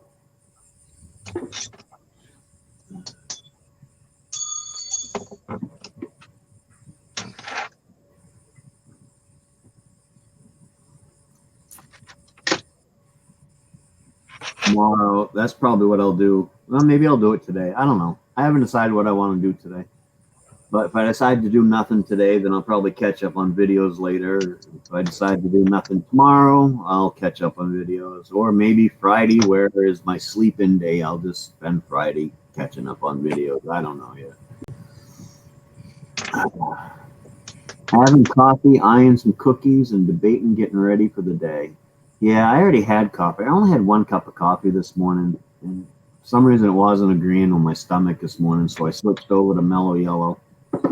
Oh, Lord. And I've already finished most of that. I think my body was just telling me it was thirsty. I think was what was happening because I downed almost that whole Mellow Yellow already. So, and I think the old adage is true. The less coffee I drink, the less cigarettes I smoke. That is true.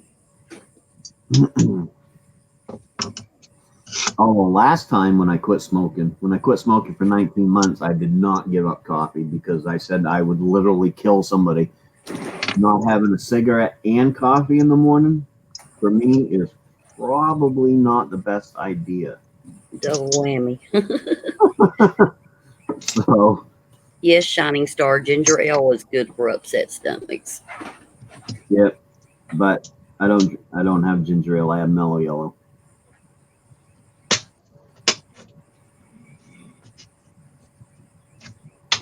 Vaping for 3 years.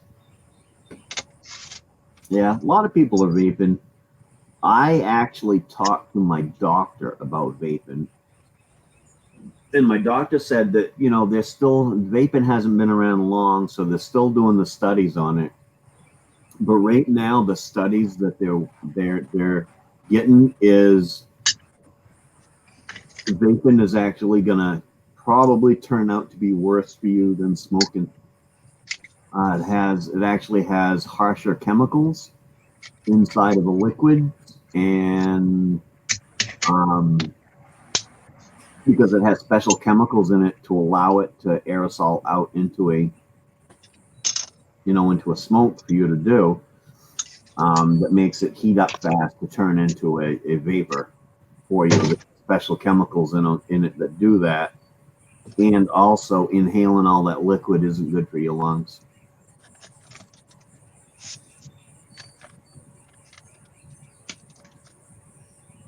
Re-roll butts when you was low on cigarettes.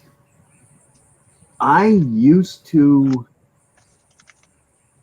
be one of those people that if there was more than, or if there was about that much left on the butt when I put it out, I'd actually set it aside so that when I did get low on cigarettes and close to being out of cigarettes, I'd light one of those up.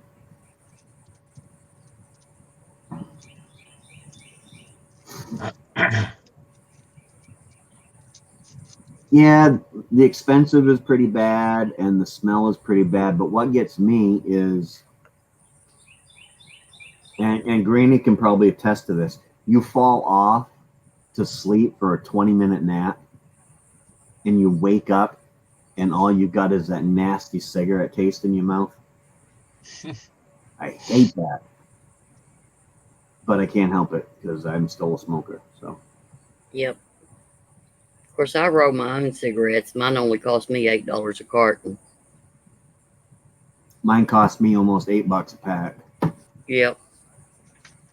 Yeah, I ain't doing none of that shit. I'll buy a 50-gram pouch, and I'll take a little bit out of it each day to put into this little pouch that I've had so long now. It's only a plastic old pouch, but you can't get these ones anymore. It used to be green. It used to say Golden Virginia on there at one stage.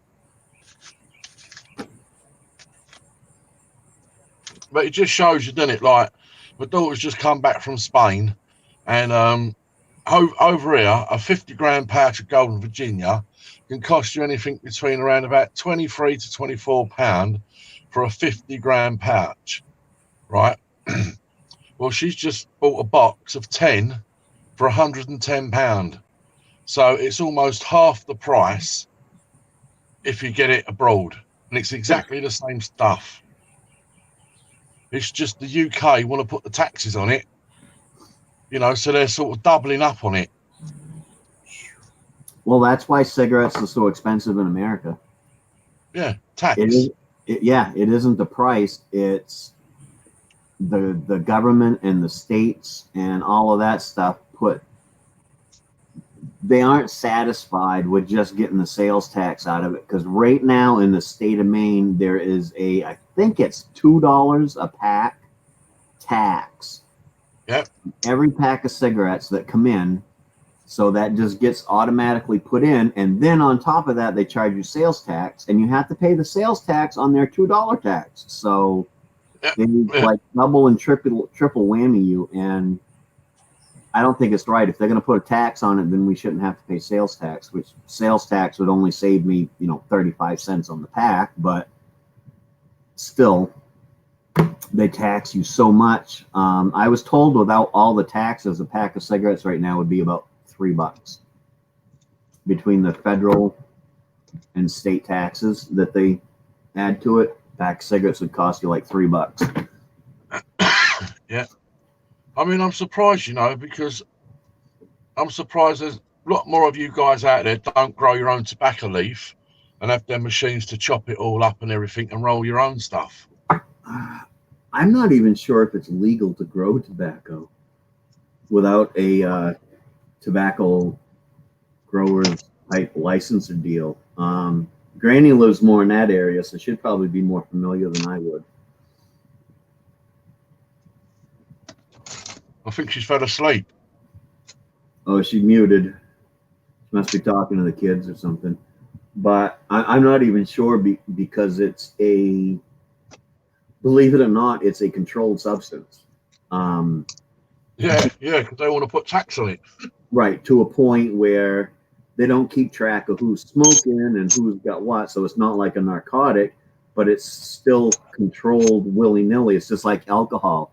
You can make your own beer and you can make your own wine,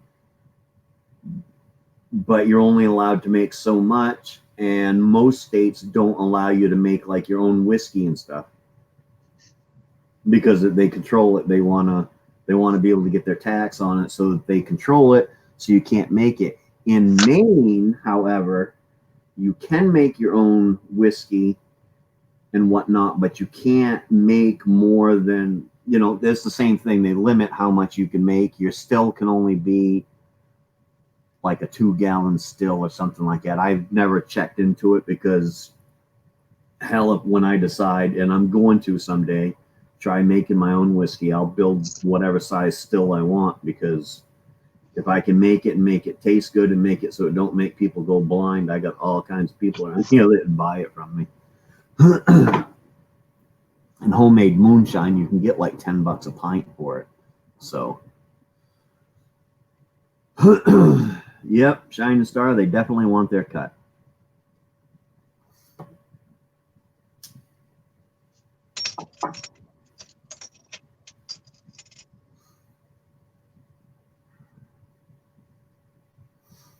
And part of the U.S., the reason why the U.S. broke away was no taxation without representation. We still say that now, no taxation without representation, but yet we get taxed all the time on alcohol and tobacco and stuff like that. And it's taxation without representation because nobody wants to stand up for the smokers, because then it makes them look bad and they won't get elected again. So I don't know how they do it. The only way we fight off taxes, and we've done it here in Maine several times, is they've tried to raise cigarette tax by itself. And we have special groups that went in and said, hey, you can't raise the cigarette tax. If you raised the cigarette tax, you were targeting one specific group of people, and that is illegal to our Constitution to tax one specific group of people. So every time they tax cigarettes, they also have to up normally alcohol tax, and every other tax will go up with it, because every time they've tried to do just cigarettes, they've been beaten down because it's illegal, unconstitutional. Snobby Mike says he's going to have to show you how to tear apart them hard drives. It's taking you too long. Yeah, he's right.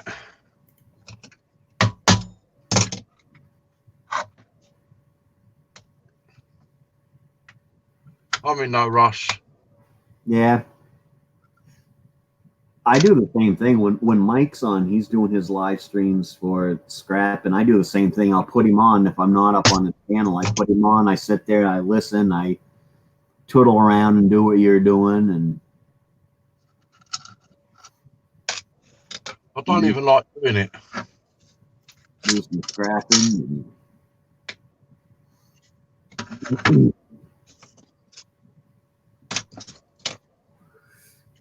And he's not even keeping the boards out of them, Mike. He's going to send them off to Rafael.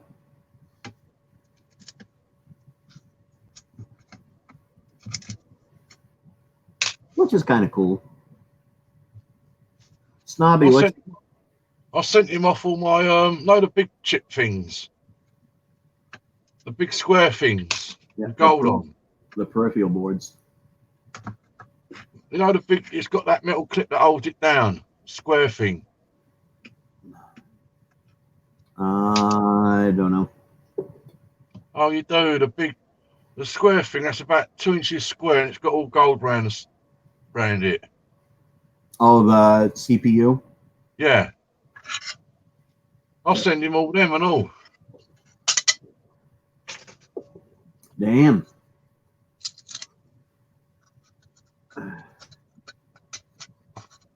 Yeah, I got a bunch of CPUs. I'm going to take, and someday soon, but I want to get this filled first, which I'm damn close to having it filled. I want to take the CPUs and see how hard it is to knock all the pins off in it. And so that way there I can just have just the gold pins.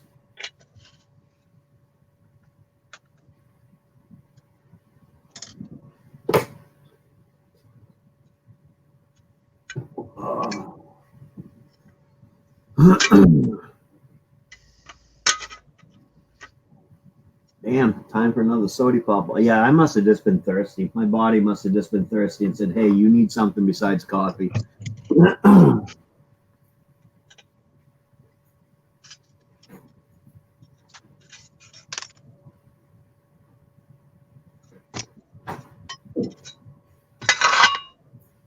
Because coffee actually dehydrates you and dries your mouth out.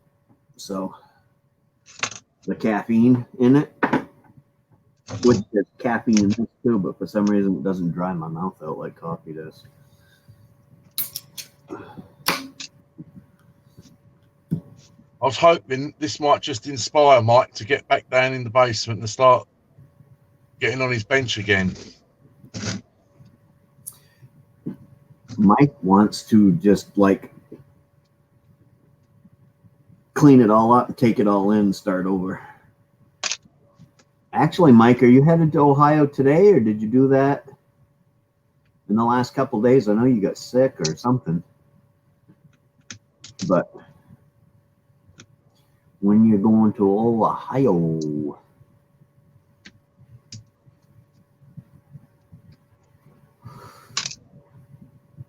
Oh, he's going to do a work live later today, he's saying. As soon as it pops up, I'll put it up on screen for you to see it. Of course, StreamYards is a little behind. Next week? Yeah, I wouldn't want to drive 3.5, 4 hours if I wasn't feeling good either, so.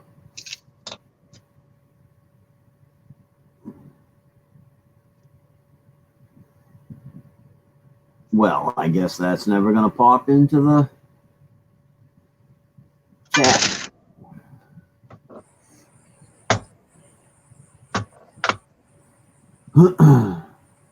There it is.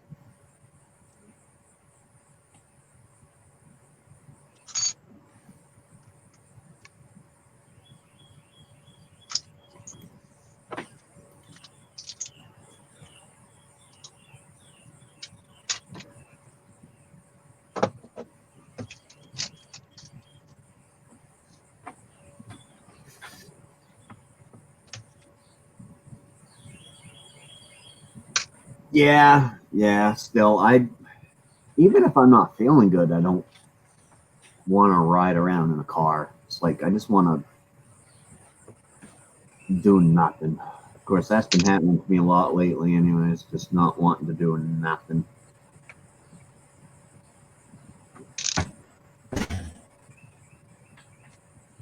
And it's so easy to do that, isn't it? It is. It's too easy to do it at times.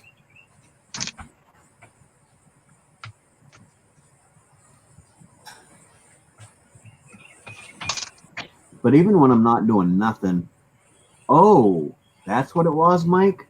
Man, That sucks. Sorry to hear that, bub. That's yeah. Take it easy for a while.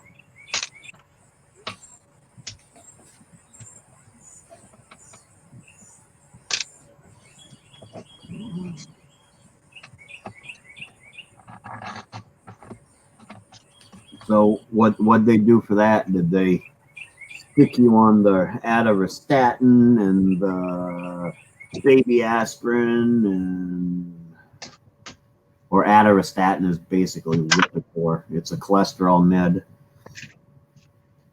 that usually once they give that to you, if you've had a heart attack, you end up being on a cholesterol med for the rest of your life. It's just kind of like standard practice for the doctors to do that. But so, whoa, 210 over 150, that's high. That's really high.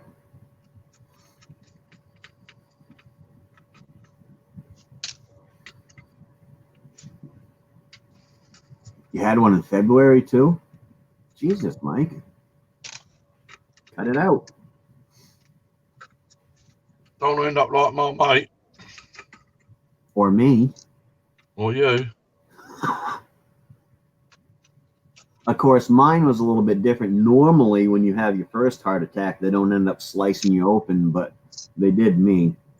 So, Granny and Snobby are trying to kill you.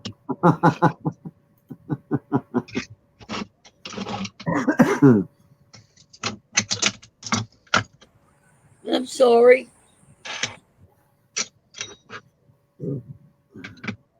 But yeah, take it easy. Just do what they tell you to do. Heart attacks aren't cool. It was dark in the basement when they sent you down there. I didn't know it was you.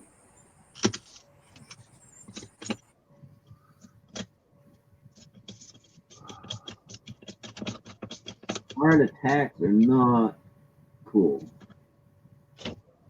You're making me bored, Snobby.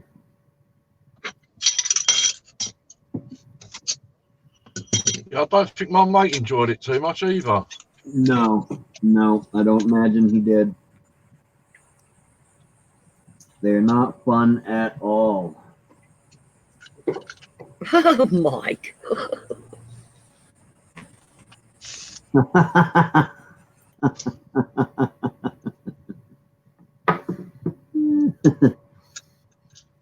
Oh, okay.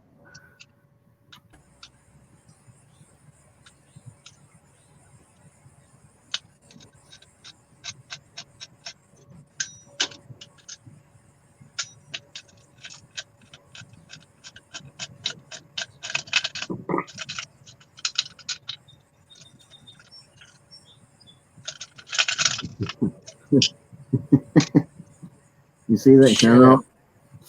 Snobby's on his phone if you don't see it. You gonna take it down? Oh, good. Snobby, Mike says you was holding him down so Granny could sit on his face.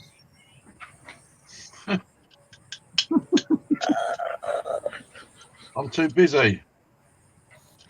Ugh.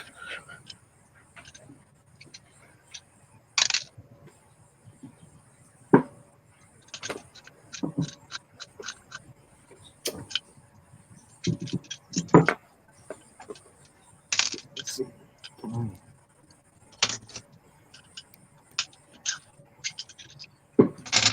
All right, here's an E-Ways Mike special.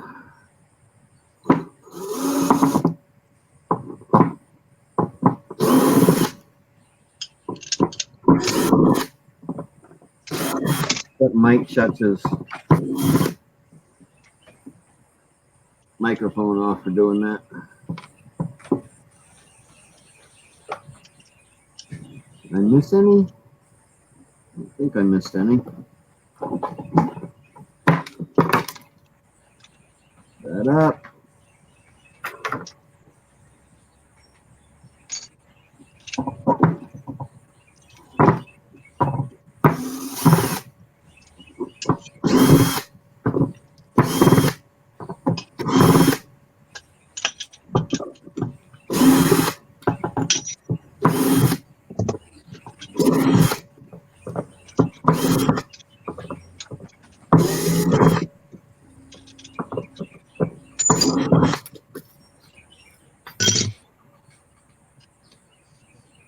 trying to show you up a little bit, Snobby. Yeah.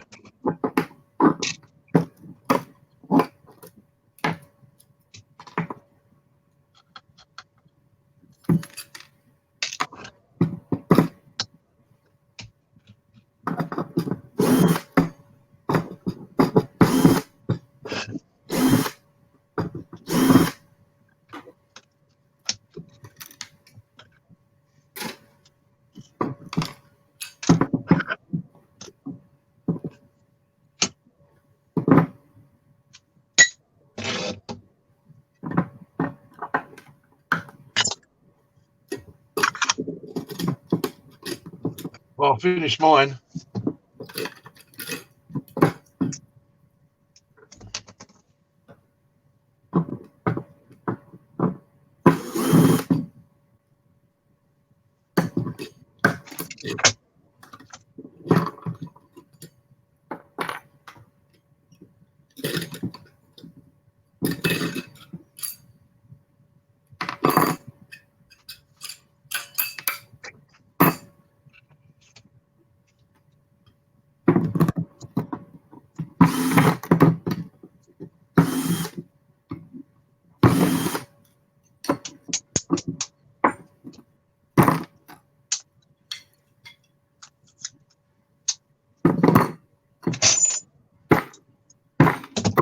Ah, you bastard. I don't want to come out. Huh. There we go. Ta-da. Done.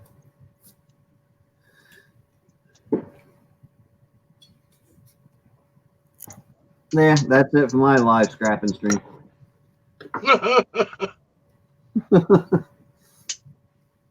let Mike do that later. This thing here, I just throw it into dirty aluminum, just the way it is. Hard disk platters will go into aluminum. This little thing here will go into dirty aluminum. That will go to regular aluminum. This is either aluminum or stainless. I believe this one's aluminum. This will go in for gold recovery.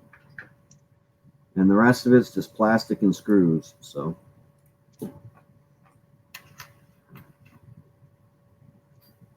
Oh, and this, of course, is clean cast aluminum.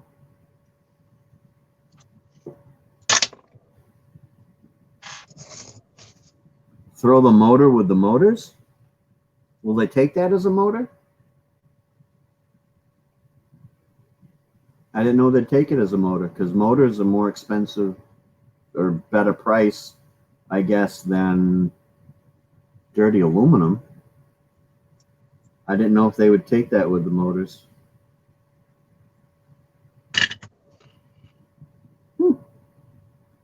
Okay, I guess I'll throw that with my motors in. Because, what is it, 10 cents a pound is better than dirty aluminum is like 6 cents a pound or 7 cents a pound, something like that. Okay, Mike, thank you for the advice. I will do that from now on.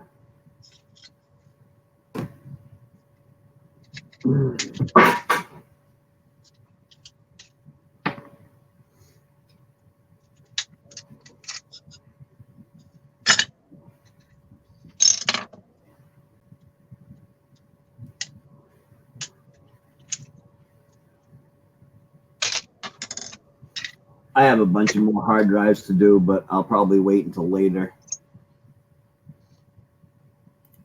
No, I never called myself a scrapper. I call myself an e-waste enthusiast. I do it just for the gold.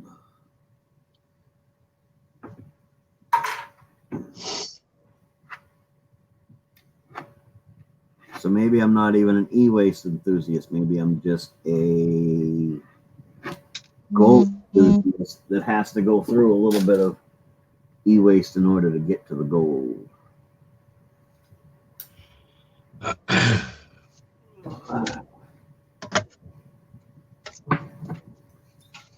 got some more neodymium magnets here to deal with.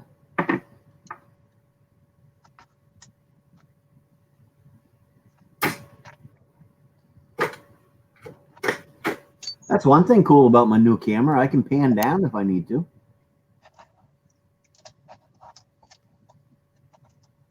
Yes, I'm sitting cross-legged in my chair.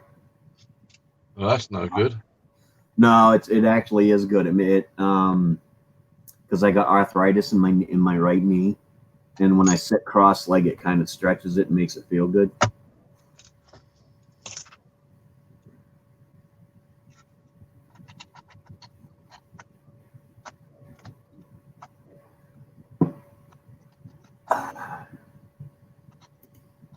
So Mike's gonna do a live stream later, so maybe I'll actually get some scrapping done. I don't know. I got so much shit to do. I got to get that wood pile piled up.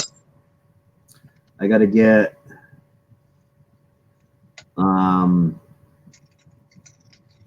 just had it in my head. I got to go get me some 1/4-inch rubber tubing to run. Mike's gonna love this one.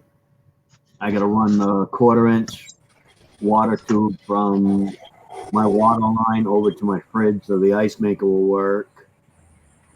I had all this scrap to do. I got to do something so I can have my green screen back here. I may just end up folding it up and putting it over that again for now. But I really wanted it so I could roll it up so that when I'm sitting here scrapping, I don't have to keep lifting the screen to throw shit into the buckets. And oh, I got some more yard cleaning I got to do out there so I can get all the stuff cut down. It's too much shit to do. Sound like me.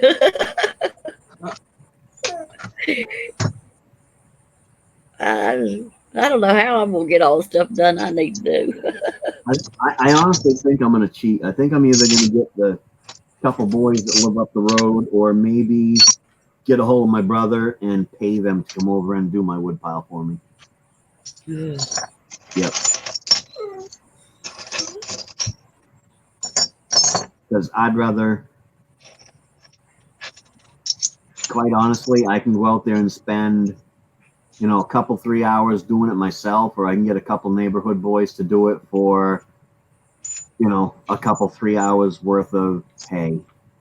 So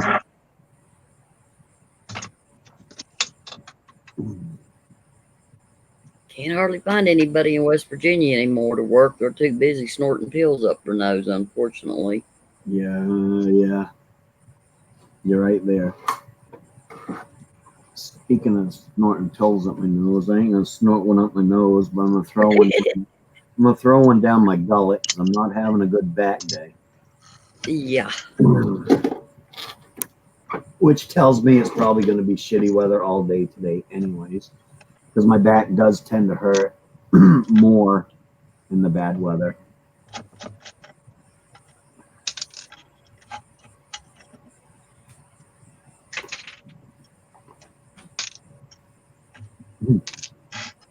Back when it's funny you mentioned snorting up the nose. I don't know how people do that.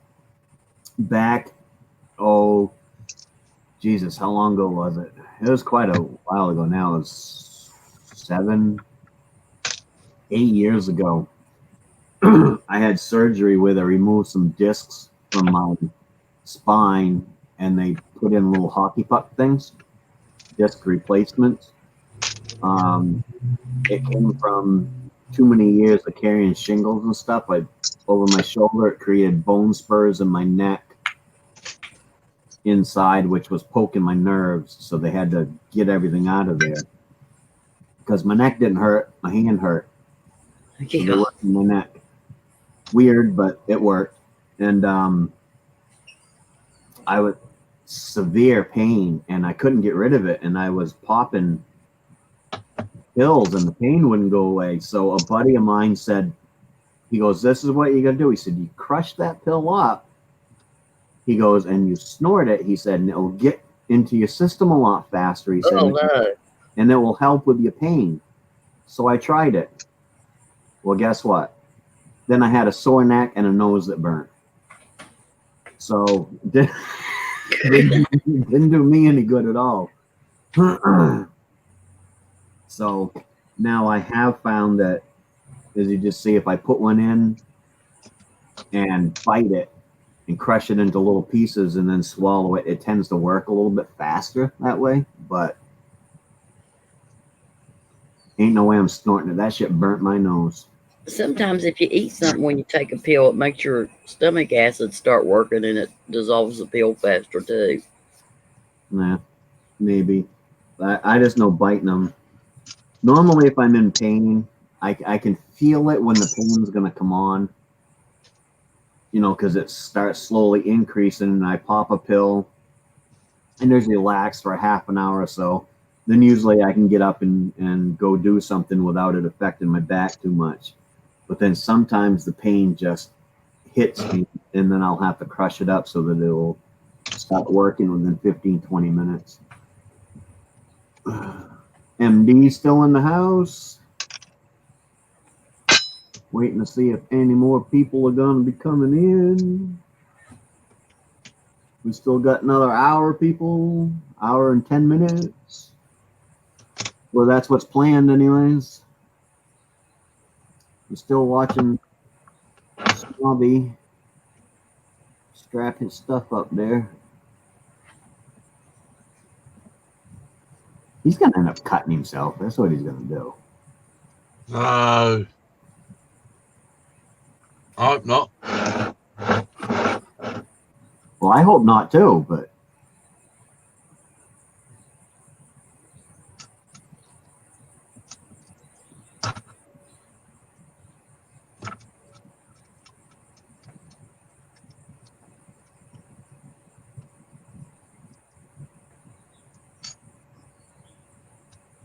he's going to go off screen, then he's going to come on tomorrow, and he's going to be like, I had a little slip yesterday.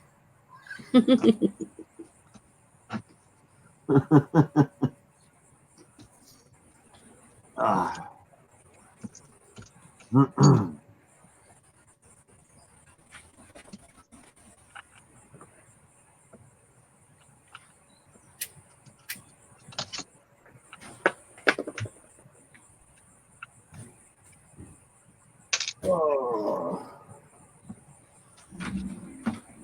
I gotta get dishes done up too. My poor wife's been working her butt off.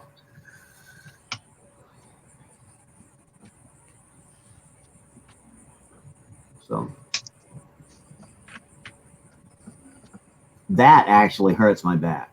Doing dishes, and I know it sounds weird, but dishes kill my back. But it's because I'm just tall enough so that in order to do the dishes at the sink, I have to bend over just a little bit. And man, oh man, to stay in that position kills my back. People don't understand that. I can do all kinds of stuff, but standing in the kitchen cooking and, like you said, standing up and washing dishes, that makes my back hurt so bad I can't hardly stand it. Yep, it does me too. Yeah, doing dishes is one of the worst things.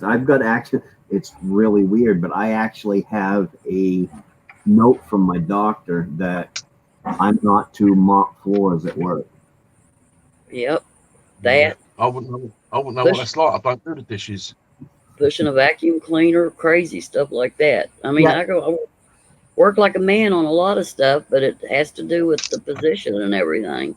Yeah, we don't have any carpets at work, but like sweeping and stuff like that, just pushing the broom around doesn't bother me. But when I'm mopping, that force of me bent over a little bit and doing that pushing kills my back. So I don't have to mop the floors at work, which is okay because we have overnights that do that. If we got a spill or something, I can, grab the mop and sweep up a spill. It's no big deal because I don't have that forceful push on it to try to get the floor clean. So I can do that fine, but to actually mop them and, push around to try to get the dirt and stuff up good. Yep. Not cool.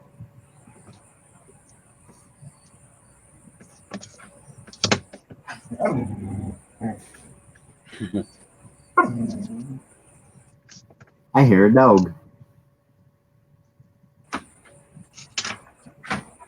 They fussing at each other. My subscribers seem to stop. I hit 300, and then for like 3 weeks, I was getting like 20 people a week, which ain't too bad. And then all of a sudden, it died again at 365. It goes up one and down one, up one and down one. It goes up one and down one, up one and down one. Hey, that sounded familiar. I think I know that one. So, Snobby, Yeah. couple questions for you. Yeah. One, what is your favorite color? I'll probably say blue. Blue. How about Dusty's? Purple. Purple. Yeah. And what the hell was the other question? I had another question, but now it just slipped my mind. It's gone. I got some timers. Sometimes I remember, sometimes I forget. I don't know. There was another question now. I can't remember. But I do know that. Oh, that you still have some of those plates left? Yes. Okay. Because probably Friday when I get paid, I'm going to stick the money in your PayPal. Okay. No problem. My wife has said, I want one. Yeah, no problem. So.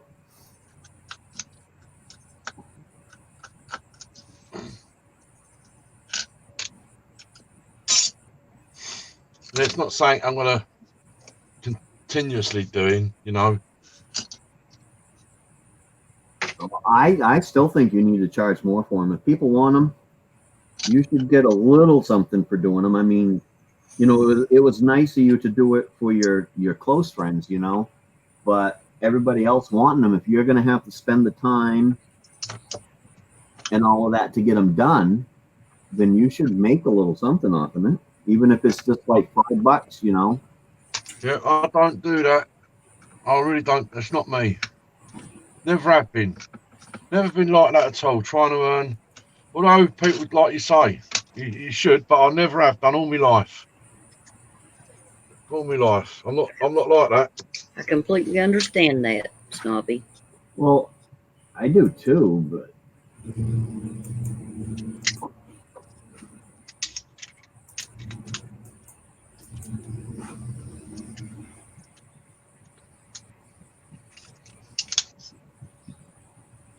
Mr. Gold Recovery, and I never pay attention to the. I mean, you know, you've probably come across them in your life as well. People that are just try and nick a dime off you. You know, whatever they can, they'll have. You know what I mean? And I'm not like that. I'm completely the opposite. Yeah, I understand that, but I also understand that time is money. You know, I'm not saying you should charge people like an extra $20, $30 or anything. I'm saying, you know, it between the shipping and the cost of the plate and all that, you said it's right around $20. If people are willing to spend $20, they're going to be willing to throw you an extra $5. Yeah. You know what I mean? Errol. And really, is Errol. $5 asking too much for all that you have to do? I mean, you also have to pay for the tape and the cardboard that you wrap it up in and all of that stuff. So, Yeah. Do you have to drive to the post office? I do, yes. Well, that's gas money. Yeah, I know, but I'm just not born that way. I know. well, so then you'll get that occasional person that'll say, you know what, he only wants 20, but I'm going to give him 25 anyways. Yeah, I mean, Monica did. She wanted two, and if you want two, it's going to be a bit cheaper because there's only the one postage. The postage on one of them, on one of them plates, is a tenner, £10 to send to the US, and she wanted two. So I said, well, I said it's only the one postage, which probably be about £11 because of the extra weight of the extra plate.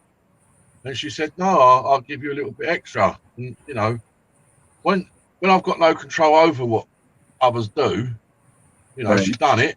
It's there in the PayPal because I ain't even got a PayPal. Never have. I haven't got nothing like that. Right. Dusty's got the PayPal though, so. Yeah, well, that's not even hers. Oh, it's not? No. No. Well, you have access to a PayPal. So. Yes. We just believe, not being old-fashioned or nothing, but I know today in modern life that you do need all these cards and stuff and everything like that, and but we're a bit old-fashioned, really. We don't want too many people being able to fraud anything, if you know what I mean.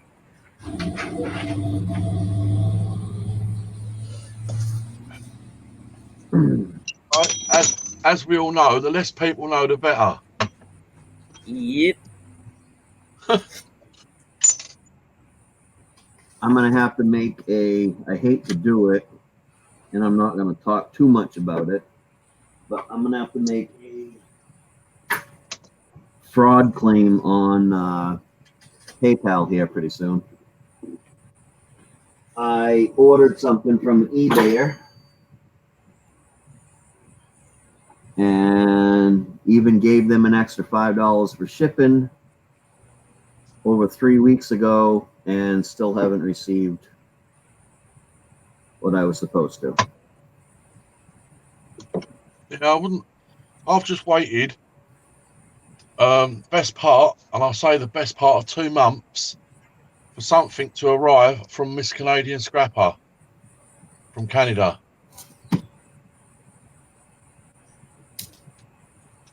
So sometimes it depends on where it's coming from. Well, this is coming from right in the US, so. We've only got to look back at them plates. JJ got his really quick, and Messel. I think Messel got his first in Alabama, and then JJ, then Hard Life, and Mike and Mama Q was waiting ages, a lot longer, another week or so, maybe even more for Mike. Yeah, JJ and them got theirs before I did, and you said mine was the first one. So that's right. Yeah, it just depends, doesn't it? I've got a feeling there's a plane that leaves the UK on a Tuesday or late Monday.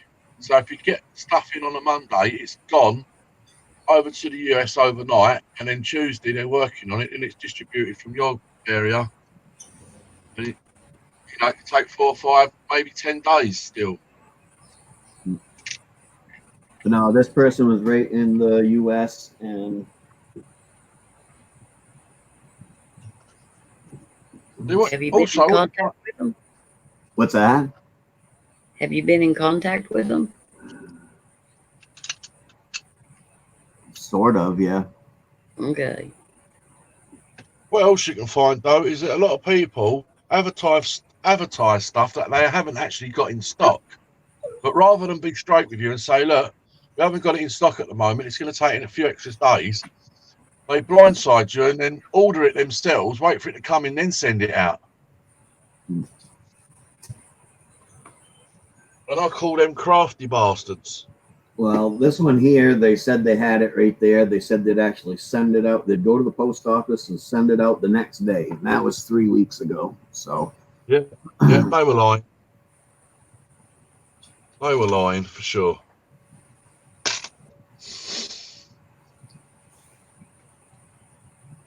But I'm not going to go into it. I'm going to give it another week or two because you never know. You know what I mean? And I don't want to blame somebody for something that isn't in their control. But being right here in the U.S. and after a month, it not coming, then I'm not even gonna, blast it everywhere. I'll just make a claim on PayPal and get my money back. Yeah, you'll do that, and the next day the item will turn up, and you'll feel real bad about it. Well, that's okay. If the item shows up, then I'll go ahead and turn around, put the money back in their PayPal. I wouldn't.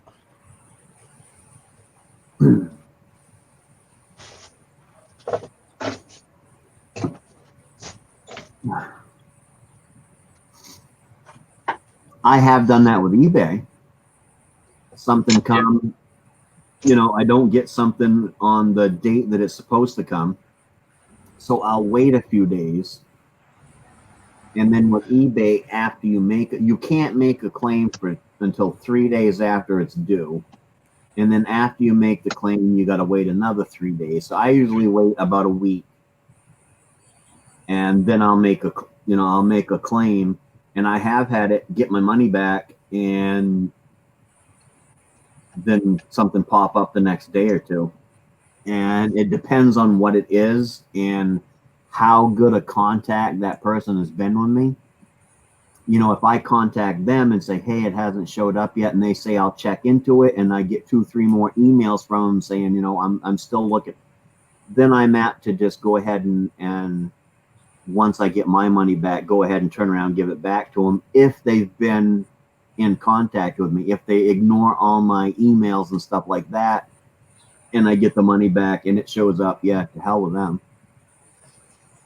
But all right, Mike, we will catch you later, my friend. I'm sure I'll be into your live stream when you have it. I usually am. Get me motivated. I do some scrapping. Later, Mike.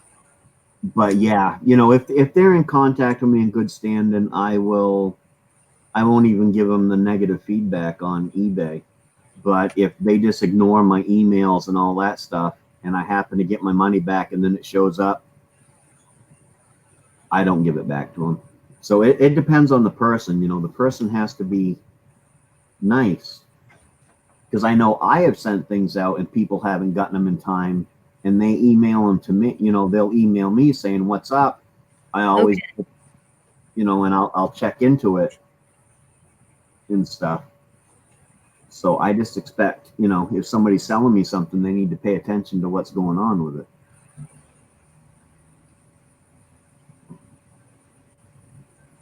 Take it easy today, Mike. Don't overdo it, though, bud. Need you around for a little while longer. Yeah, you can't go nowhere until after I do, so take care of yourself.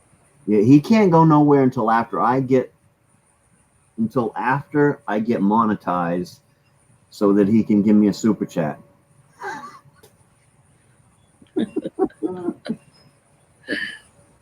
Oh, I just pulled a Mike Mean, didn't I? You're rubbing off on me, Mike. You're rubbing off.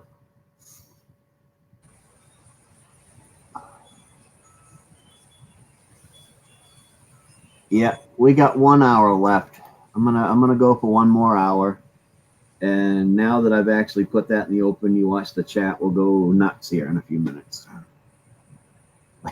Yeah, I'm starting to think that, Mike. I don't think I'm ever going to get monetized, but honestly, I don't care. Monetization is just a goal.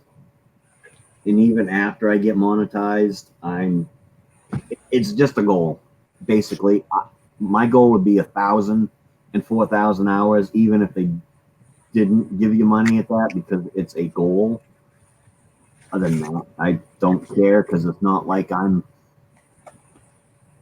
talking about the super chat. But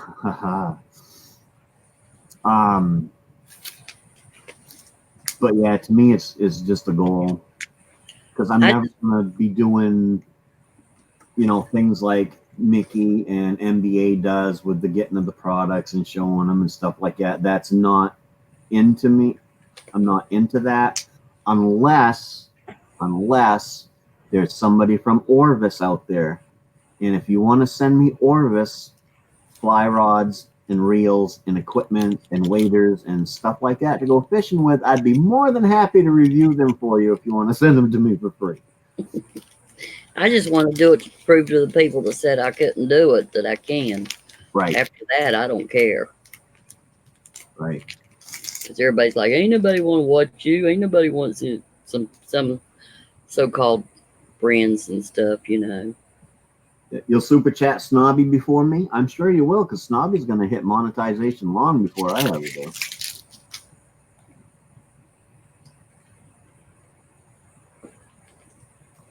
And besides that, I know Mike. I know Mike. I know you well. If I hit monetization, you're apt to send me a super chat, but the message on the super chat is going to say, "This is for Mrs. Maine-iac, not you, you egghead." Or yeah, this is for Mrs. Maine-iac, not the egghead. Because that would be Mike.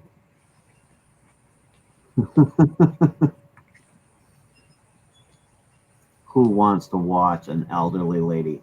I like Granny. I think That's right. That's what people have said to me. Family and friends. Well, let's see. Let's just take a peek-see here. Actually, I don't want to go that route. I want to go. That's my goal. I won't even turn on super chat. I just want to get there and show them.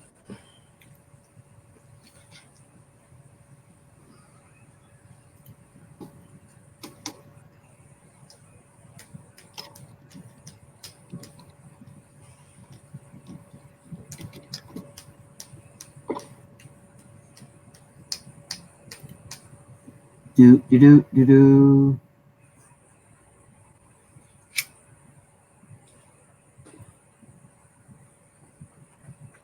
Well, for those nice naysayers out there,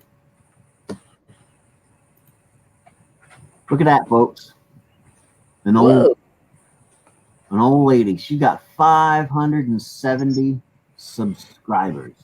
So I'd say there's some people out there that want to watch an old lady.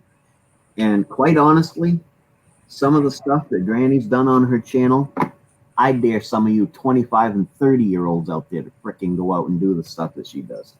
I do too.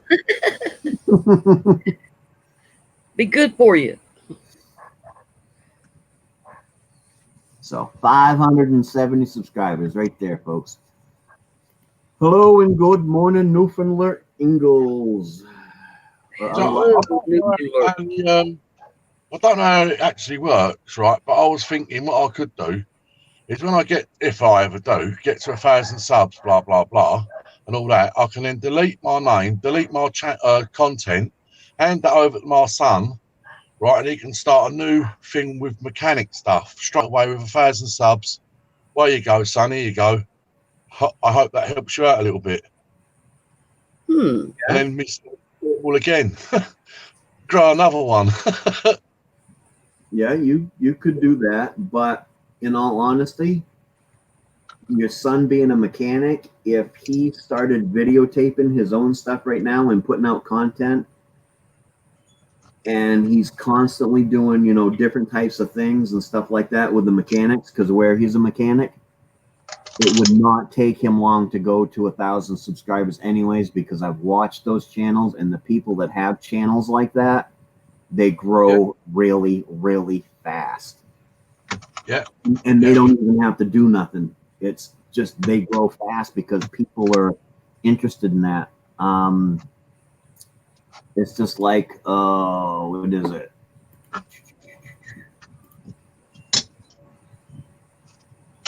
Oh, come on, go.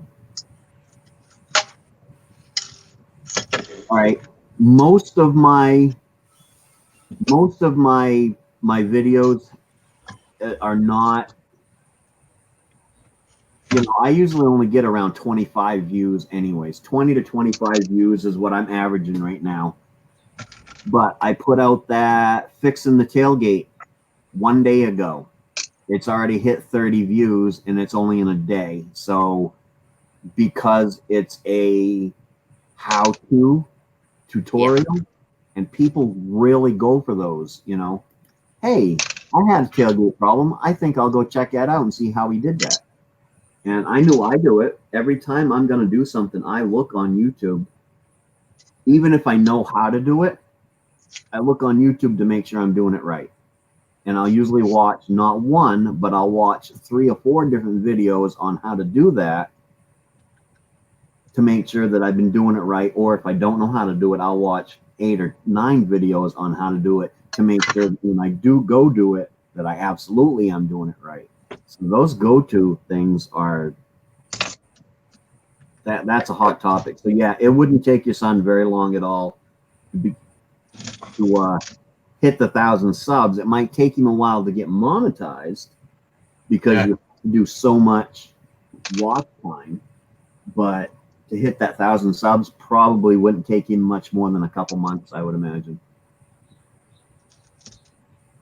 I know people that have had their watch hours like double before they've even got to 1,000 subs.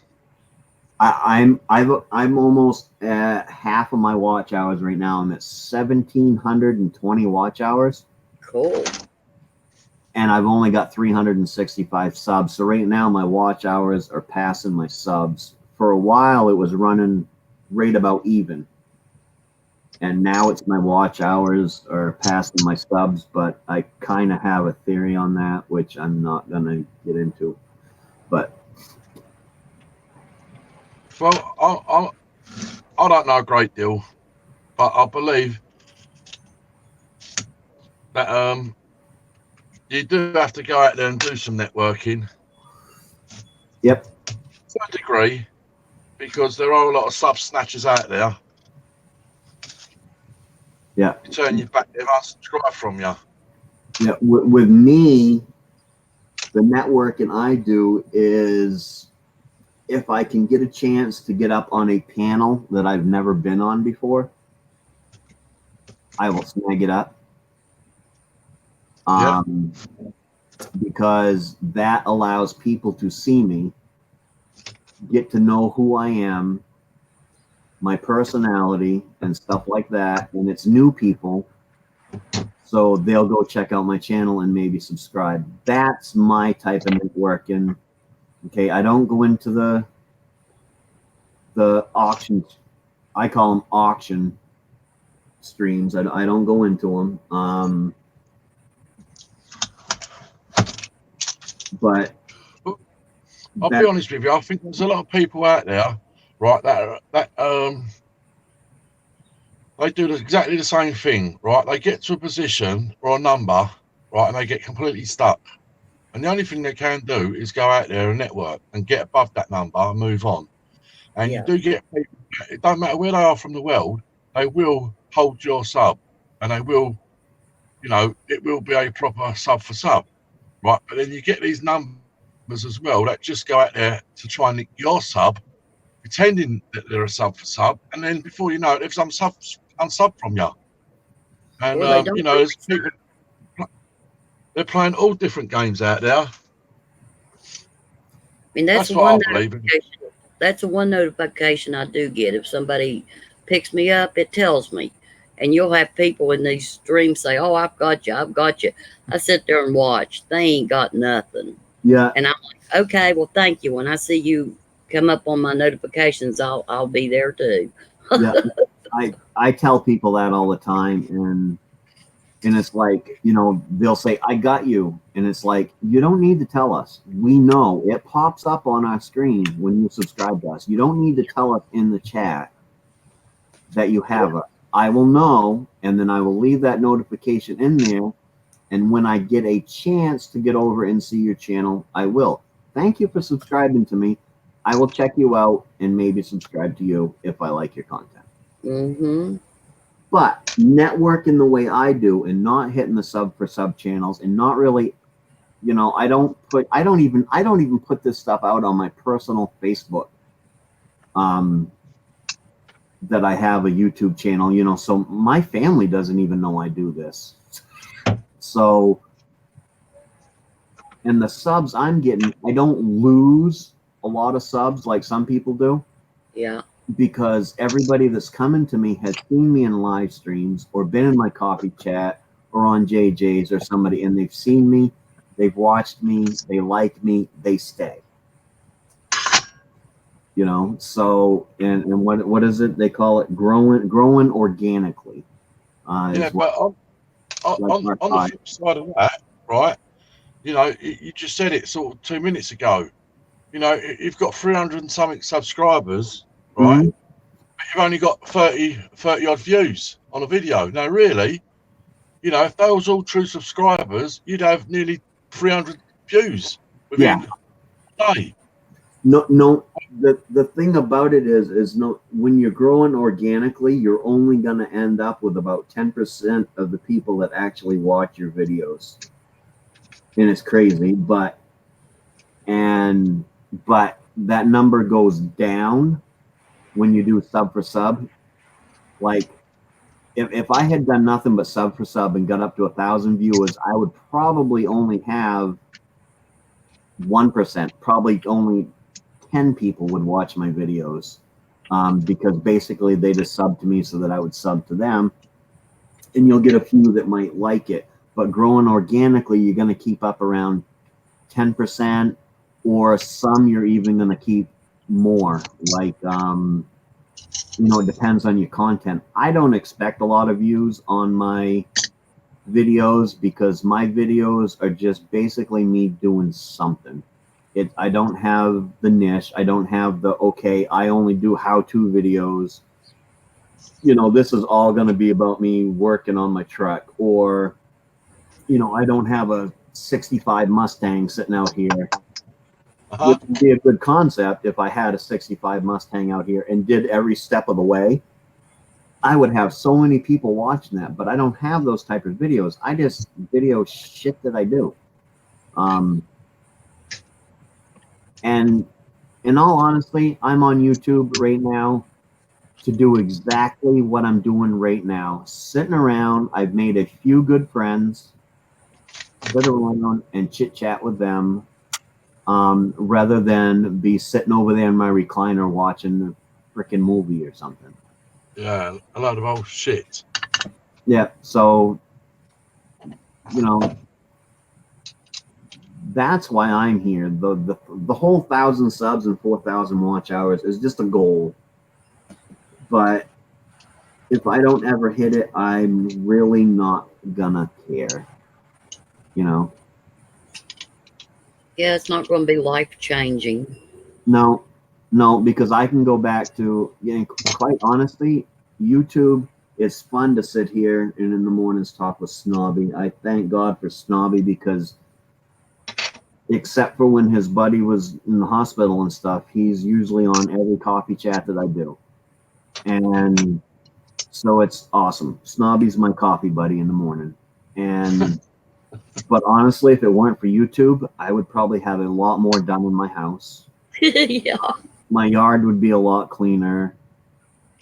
My truck would be fixed up enough right now so that I could get it inspected. And there's a lot of stuff I could do, but I enjoy sitting here talking with Snobby in the mornings, and Granny when she comes on, and Mike when he comes on. And yeah, Don't worry about what deal you got on that truck. yeah, I got when you talk on someone's stream, right, and you're on there, you say hello and everything, and they shut it down straight away, and you think, oh, Granny's great for that. well, what I know what happens with me is I get on and and I'm on for 3.5 hours, and then all of a sudden there's 15 people in the chat, and I've really got to go because I've got something I got to do, and I always feel horrible when that happens, and I have to shut down when I got a bunch of people in the chat. But sometimes, hey folks, I've been here for 3.5 hours. If you really wanted to talk to me, you could have got on. Sometimes you just got to do that, Snobby. I don't think it's going to happen today, though. I'm at almost 3 hours, and usually at the 3-hour mark, I have about 15 people in here, and right now there's only 4. So I was on one yesterday, sort of yesterday evening. He had like 30. He had 30 in the chat, And it didn't even bother him whether he had 50, 60 or 100. He's calling it, that's it. And the people in the chat understand, you know, they don't get hurt by it or anything like that. They just, you know, they go looking for the next one. Yeah, that's just like Gil's lunchtime shenanigans. He has a half an hour. Yeah. If there was 2,000 people in his chat at that half an hour mark, he has to go back to work, so he's going to shut it down. Yeah. Which I like his lunchtime shenanigans show, because if I miss it, I can go back and watch it. I'm probably going to do that this afternoon. Watch. Actually, he didn't have one yesterday, did he? I seen that he didn't have one, but I'll go back and catch up on them because they're half-hour chats. And Granny, I know if she misses a chat, she goes back and tends to turn it on and watch the whole damn thing.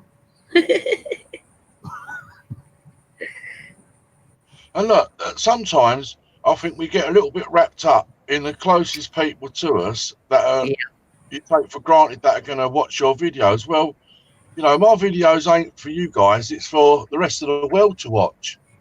You know, so if you guys don't watch it or comment on it, I'm not remotely bothered in the slightest, because there's thousands and millions of people out there that might click on it and watch it. So, you know, I've made some very good close people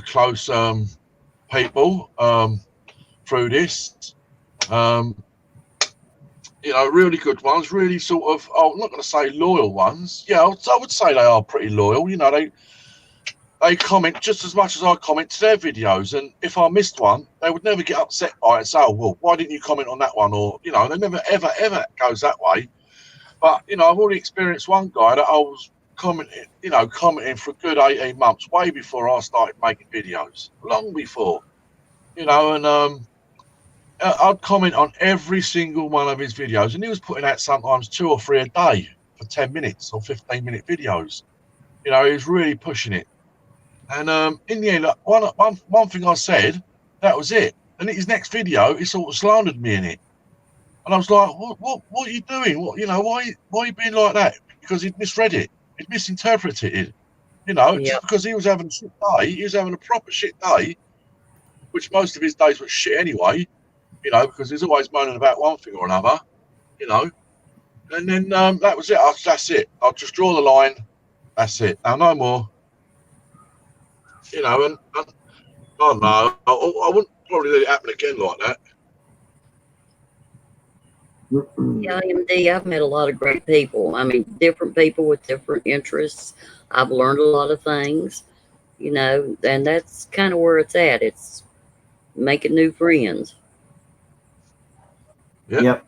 That's why I do live stream. If I wasn't doing the live streaming, I might make a video every now and then, but it wouldn't be that much. But the live streaming is introduced me to people like Granny and Snobby, people that I feel I've become really good friends with, you know. Yep. And that's what I like. And as far as the videos, Granny and Snobby, I know you both can attest to this. I go through spurts. Yep. Of where I might not watch your videos for 4 or 5 weeks, but then I'm going to sit down and I'm going to catch up on all the videos that I missed. That's what I try to do. Yeah, but it doesn't bother me. Don't bother me in the slightest. But that's what happens. You play catch up, and I try to watch videos as they come in, but sometimes it's hard. We all got busy lives. That's, you know. Right, that, and if I'm sitting here doing a 3.5 hour live stream and a video pops up that somebody just posted, I'm not gonna stop the live stream to go watch a video. I'm gonna watch it later or next week. But I do that with everybody. R5 said it the other day. She said, you must have been doing a catch up, because I went through and watched like 6 of her videos one morning, and you know, and I commented on them all. And speaking of, I think sometimes, from what I've learned, right, if someone watches a video that I'll post today and they don't comment till 2 or 3 weeks later, sometimes I don't get a notification that that person's made a comment. So regularly, not every day, I go through all the videos, go through all the comments just to make sure that someone hasn't left a comment I haven't seen. because otherwise it can sit there for a week, and the person at the other end who's left the comments thinking, "Oh, he didn't even reply to me." Well, I never even got a notification that you even looked at it, and that is definitely true. That is. I mean, all this unsubbing and all that, oh, I was unsubbed from you. I don't really go for that one. If you don't leave a comment within a certain period, YouTube unsub you from that person. I don't really go for that one because, you know, I've been doing it a few months now. And if that was the case, I wouldn't have half of what I've got. Yep. But as for receiving a comment, I don't get a notification for that. That is true. YouTube is like a nice, fine, sophisticated woman, and that is, she's a fickle bitch.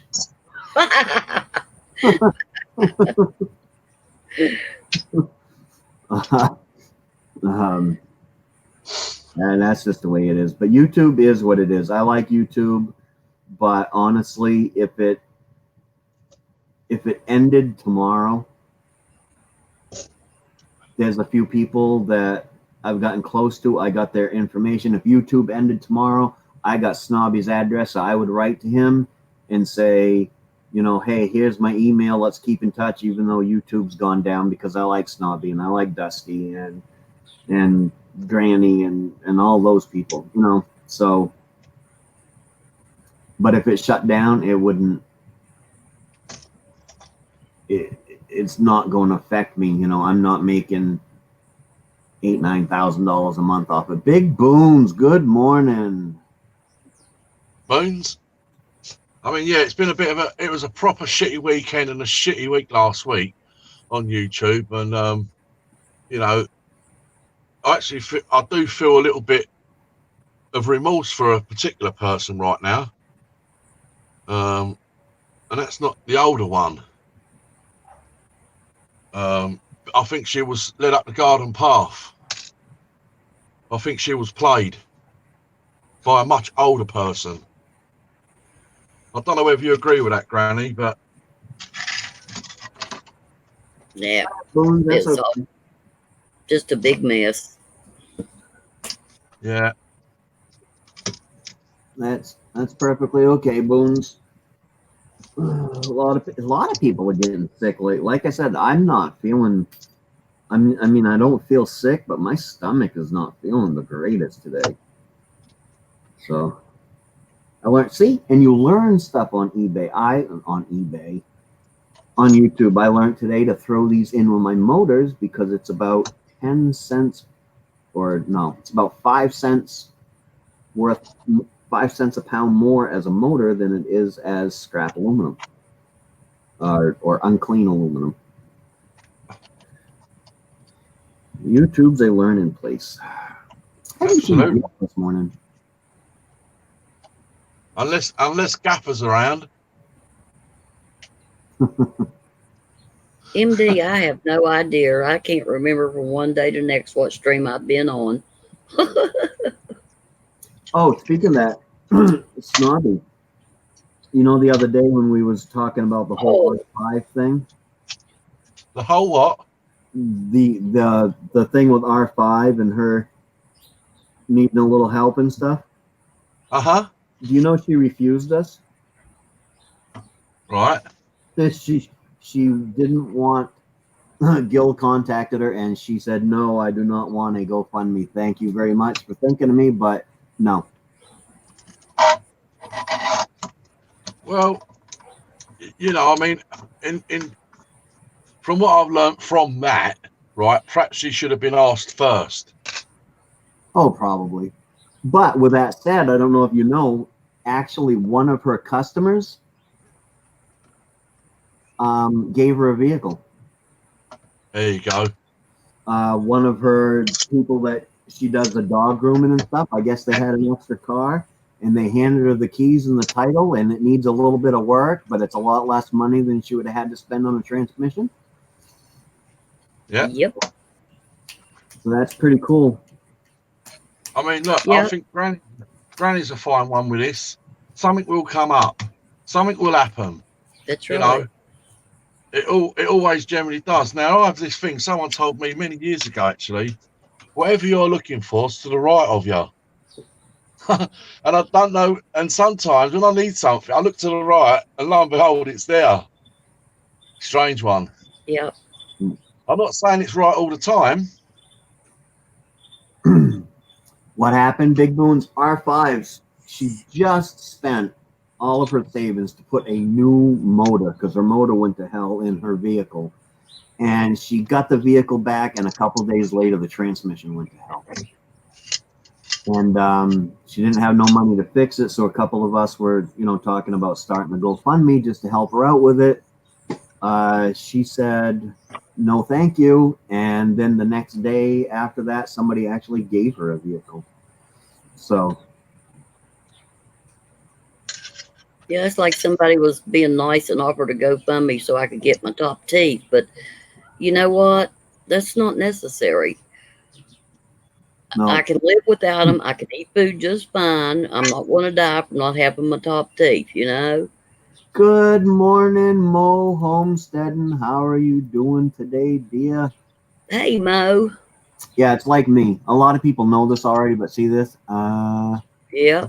Well, I got a partial in the other room, but the partial is broke. The clip that holds it on to one of the teeth Yep. is broke, so it hurts.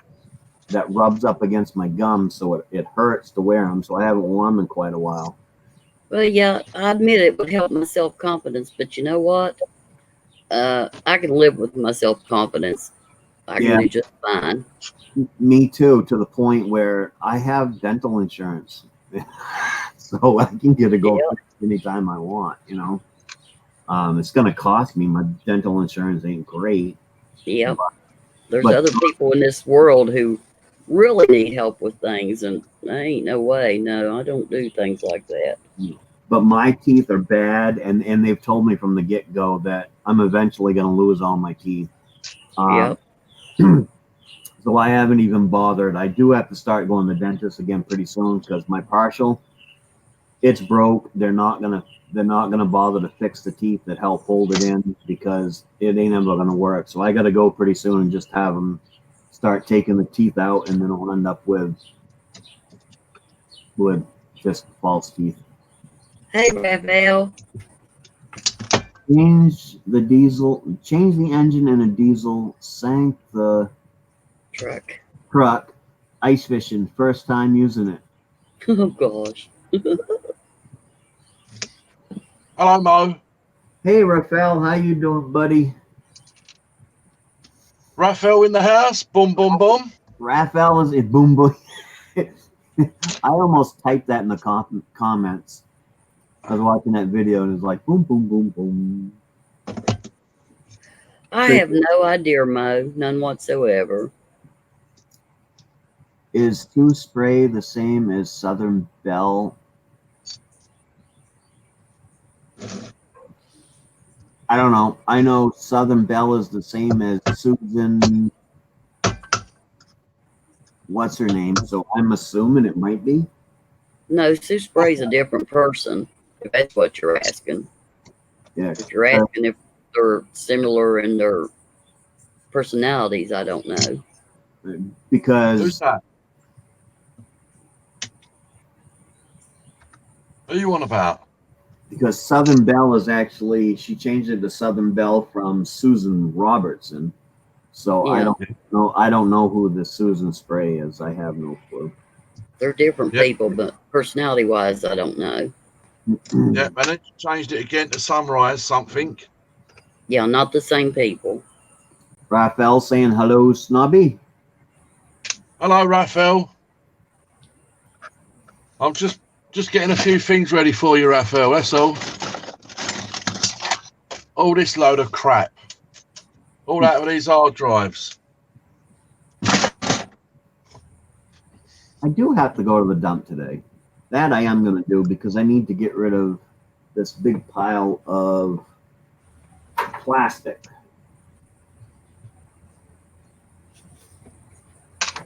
Got to get rid of that.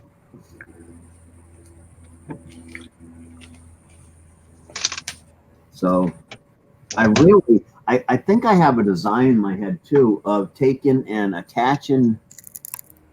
Oh, I guess it don't go up no more, but attaching to my ceiling right there, a board going across, two boards coming down, and then getting me a piece of 6-inch PVC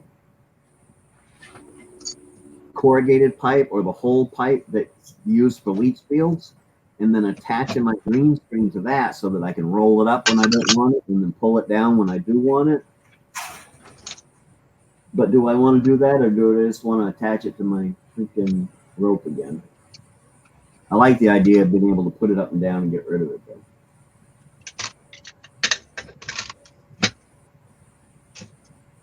Either way, I'll make a video on it.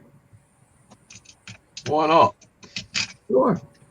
Somebody else might want to put up a green screen and be able to get it out of the way, and I might inspire them to do so. What's the weather headed to UK, Mo? What's the weather like? I'm so late. It's our swing shift week, so I can't stay long. But did you guys already talk about the weather headed to UK? It's okay, Mo. It's a bit windy and the temperature's dropped a little bit. And today's the first day I've been out here for a little while, but I'm sitting here in a hoodie. Yeah, I'm in a hoodie too. It's 64 degrees in my house. Why don't I just buy a big window roller? Because that wouldn't be a very interesting video, would it? Plus, I can get a 10-foot piece of corrugated pipe for, $5 or $6. It's not that expensive at all. And I've got enough wood around here to build the framing on it. So, it cost me $5 or $6 instead of the $20 it probably cost me for one of those. And then I'd have to modify it. So there's a big hurricane's headed to UK. I don't think so. I think it was getting close to Ireland, I believe. I don't watch a lot of TV. It's full of propaganda bullshit. Yep. Yep. And I don't even pay attention to the weather. I have a weather rock.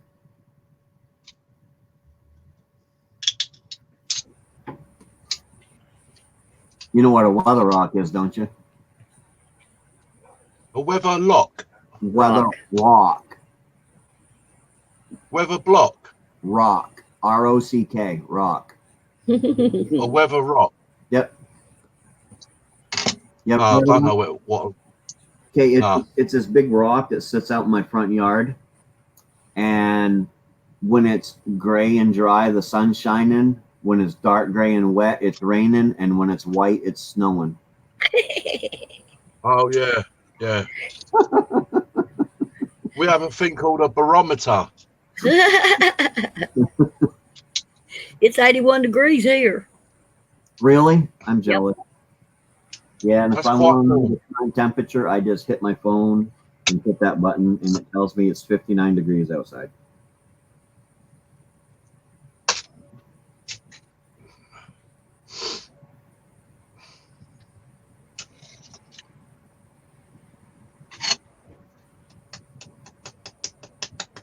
Ooh, Friday it's only supposed to be 50 as a high temperature. Okay, I definitely got to get some wood into the house, even if it's just a few armfuls, just to take the chill off.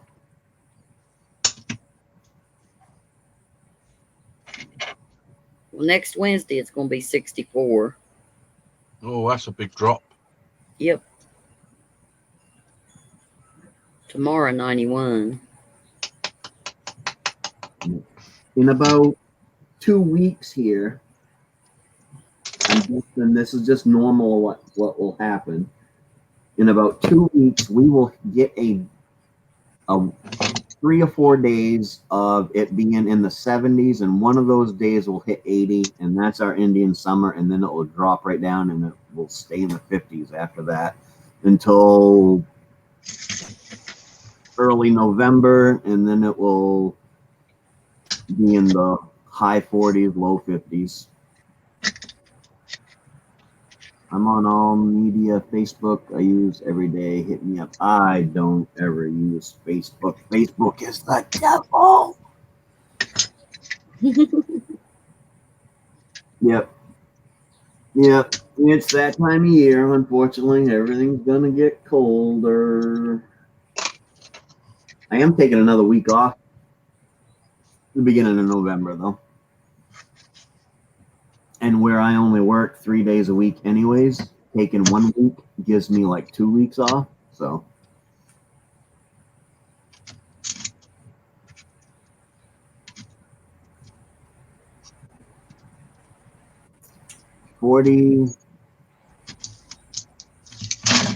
today was about 40, and of course roof job. 40 Celsius or 40 Fahrenheit? Isn't 40 Celsius like really, really hot?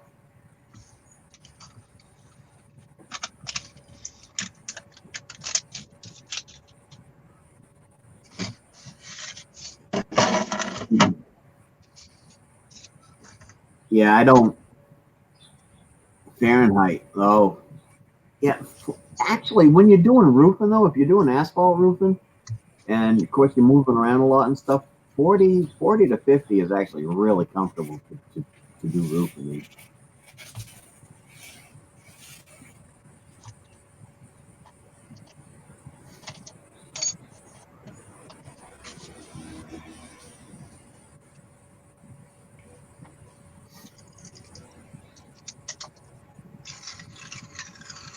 I used to, when I was doing back when I did carpentry and stuff, I'd do a roof.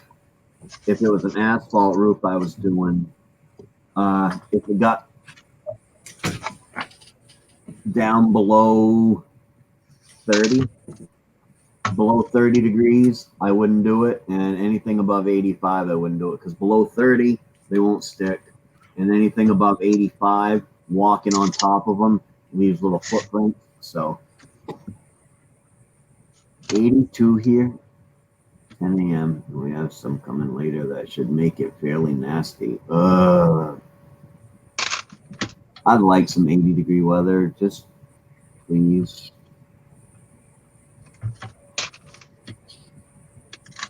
We were talking about wood heat, though. I am getting older, Granny, so I'm thinking maybe next year, after I get my garage built, I may end up putting a hot air furnace in here, but only clicking it on like this when it's a chilly morning. You know, you can just click it on for 20 minutes, get it really warm really quick, because with the wood stove, it takes a while to get the chill out. Yeah.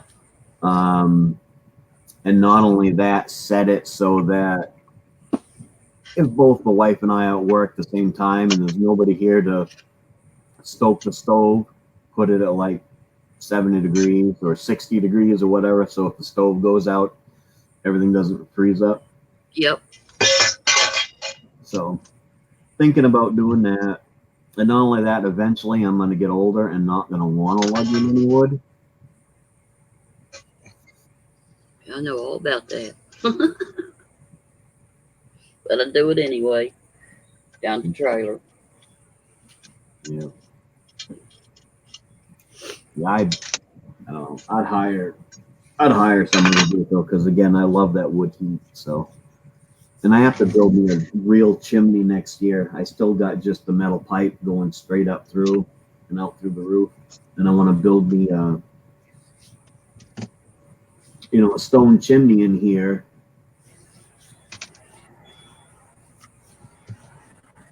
But I'm not going to put it all the way out through my roof, if that makes sense. I'm just going to take it up into the second floor so that you can see the stone chimney down here. And then from the second floor up, it'll just be a regular steel pipe going out through the roof. How's the moose population in Maine? Well, it's up there. I mean, we have a moose season every year where you have to get a drawing to do it, but they hand out 1,000 applicants will get their moose permit and be able to go hunt them. And it depends. Northern Maine has a higher moose population than it does down here in central Maine. Southern Maine has a really low moose population.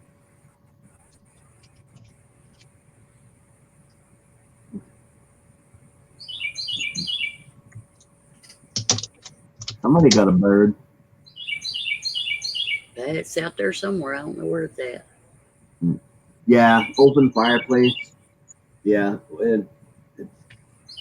I bought my little wood stove to help. It was before I took that window out right there. That's why it's all brown behind me. So that it would help warm this living room up, because this living room just wouldn't warm up. But I also got the one for ambiance. It's a wood stove, but it's got the the glass front on it and stuff. So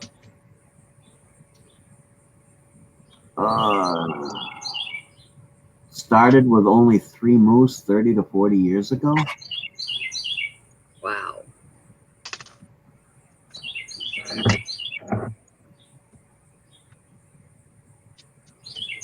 No idea.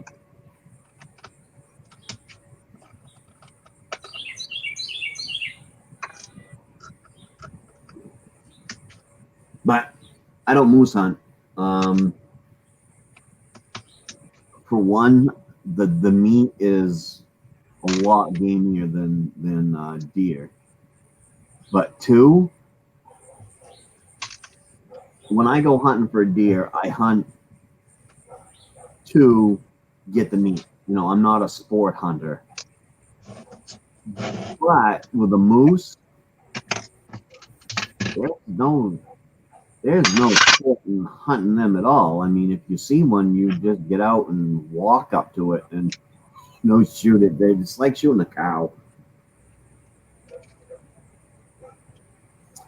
Mo wants to know how your friend is, Snobby. I haven't actually spoken to him today. I was supposed to take him to hospital yesterday to have this drainage thing changed, but it coincided with me picking my daughter up from the airport, so he's had to get someone else to do it. I haven't spoken to him today yet, though. I'm sure he's probably getting a little bit fed up with sitting around. Not allowed to drive for a little while. Boons, are you sure you don't have that backwards? And moose, moose. I almost said it again. Maine didn't give Ontario the moose, and they give us turkeys, because 30 to 40 years ago we didn't have any turkeys around here. Now they're so plentiful, it's crazy. So maybe they did the moose for turkey trade, but it might have been the other way around, because I know Maine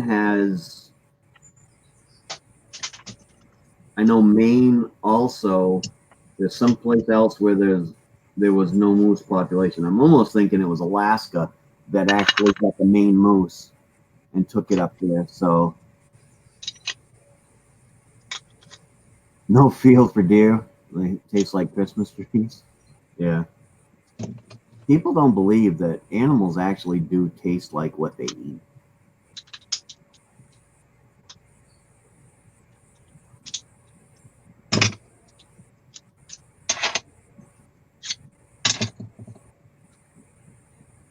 So, but yeah, I remember about 30 years ago, if you was caught shooting at a turkey in the state of Maine, you were, Christ, they almost give you the death penalty for it.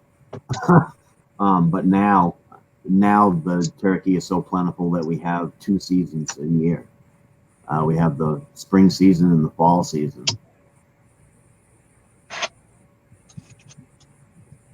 And can I just say thanks for asking, Mo, anyway. Appreciate that. Maine imported turkey for trade. See, that's really odd, because I remember we didn't have any. We didn't have many turkey. Now the I'm gonna get off here. Looks like my connection's acting crazy again. Uh-oh. I'll try to catch y'all later. All righty, Grammy. See you, Granny. Thanks for coming up. You know you're welcome up here anytime, dear. Thank you. Have a nice one. You too. See you, Granny. Later, Snobby. Later, everybody in the chat. I don't think I'll be much around now. This is the last bit I've got to do. Yeah, I'm gonna end it here in a few minutes anyways. I was thinking about taking it until Gil went live, but we only got 7 people in chat. It hasn't been a successful day for the Maine-iac with this copy chat, so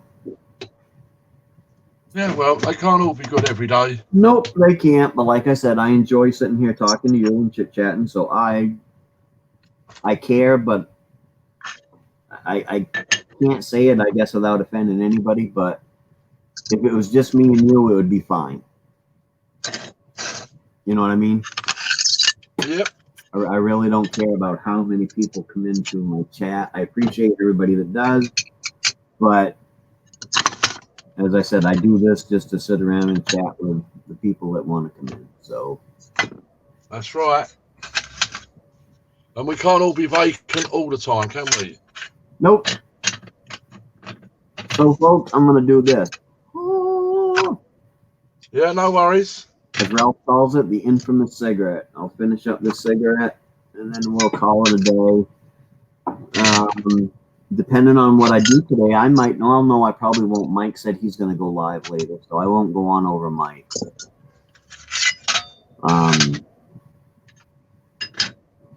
But we will have Behind the Channels at 9 p.m. Eastern Standard Time tonight. Behind the Channels will be on.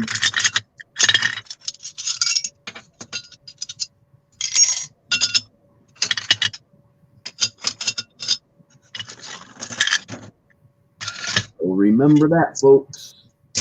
Stop in. Anybody that wants to come up can have their channel previewed on Behind the Channels. Not reviewed. I'm not going to tell you what you're doing wrong, what you should be doing better, or anything like that. We will save that for other people. There's Old Car Auto Guy. You know, I was just talking about you a little while ago, Jason. We were talking about, when I first come on, we were talking about what I might do if I ever get up and around 1,000 subscribers, what I might do for my subscribers, and I had mentioned blowing bubbles. So, anybody in the chat, if you don't have Old Car Auto Guy, head on over there. He's got a show. He owns a auto dealership up in just across the border in St. John, Canada, and he does that, but he does a lot of things. He's got a Mercury Grand Marquis that he calls Grandma that he's been doing modifications on. He has an old Chrysler Cordoba that is a horsepower car that he does some things with, and he does all kinds of things up there. And when he gets to 2,000 subscribers, he's gonna blow bubbles up. He's got 12 cans of Tannerite, and he's gonna mix it all together and shoot it. So we want to hurry up and get that done. Yes, he has a very good beard. His beard is almost as big as MBA's beard. I think I've come across the guy. I think I'm already hooked up with him. Yep. Is it a bit gingery, his beard? Yes. Yeah. Yep. Oh, absolutely, Jason. I want to see bubbles blown up, so I shout you out every chance I can. Blow that bubbles car up. Of course, he's got to drag it somewhere because he got doing a little bit of a hit thing the other day and playing with it. Well, not the other day, the other week, I guess. Playing with it and hit another car and tore out the front end of it, so it's not drivable anymore. But it's all right. He can drag it off somewhere and blow it up. 1763. So you were getting there. Closing in on it. Closing in on it. You might have to blow it up before you hit the 2K and then just hold the video back, though, because pretty soon the snow is going to be flying. Even though you put Tannerite in it and let a good snowstorm happen, that would make for even more dramatic explosion. So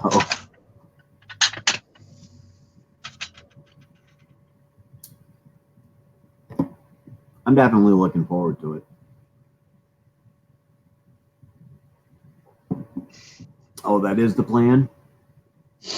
I gotta check into getting my I don't need a passport because I'm not planning on going anywhere overseas or anything, but I need to get my little passport card so I can get into Canada. Okay, Sir Arrow, where'd it go? I lost it. Show. Okay, Sir Arrow, gotta go, but we'll drop in tonight. See y'all later. Have to go cook. All right, Mo. Thanks for coming. We'll talk to you later, dear. Next couple weeks. That'll be cool. But definitely got to hold it off till you hit the 2,000 subscribers, though.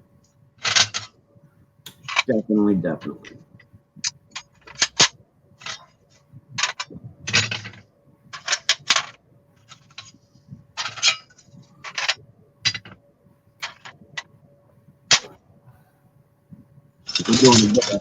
Did you finally get them all done, or you have some more to go there? No, all done. All done. There you All go. done.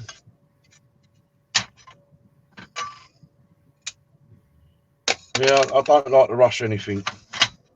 Yeah. Well, you just do it as a hobby, right? It ain't like you're doing it to make money. That's right. Mine's a glorified hobby. Yep. Just a hobby, so of course, you know, we all like the money that comes from it, but the money is just a after effect. You know, it's just a bonus. Yeah, I mean, as I say, I'll just get rid of that. I'll just get rid of the absolute crap. You know, all the non-ferrous stuff straight away. But all the ferrous stuff I've got all here underneath the bench here in 20-litre buckets. And I just see it as if one of the kids get into a little trouble one day, there's a little pot of money there, if you know what I mean. Yep. With me, you know, I go through all the e-waste for the gold bearing components, and then all the extra wire, aluminum, and copper and metal I get is just bonus. I want to get rid of all the ferrous stuff, but quite honestly, I'm not going to spend a couple days and borrow a trailer and do all that for 2 cents a pound. And I have about 2.5 acres here, so I have room to store it out back. Yeah.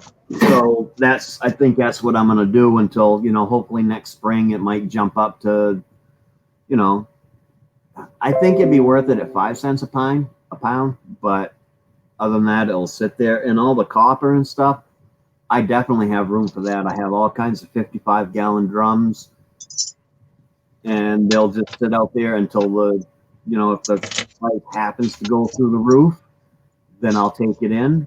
And other than that, if something comes up and I need some money in a hurry, then I'll take it in. But other than that, it can sit out there. That's right. Yeah.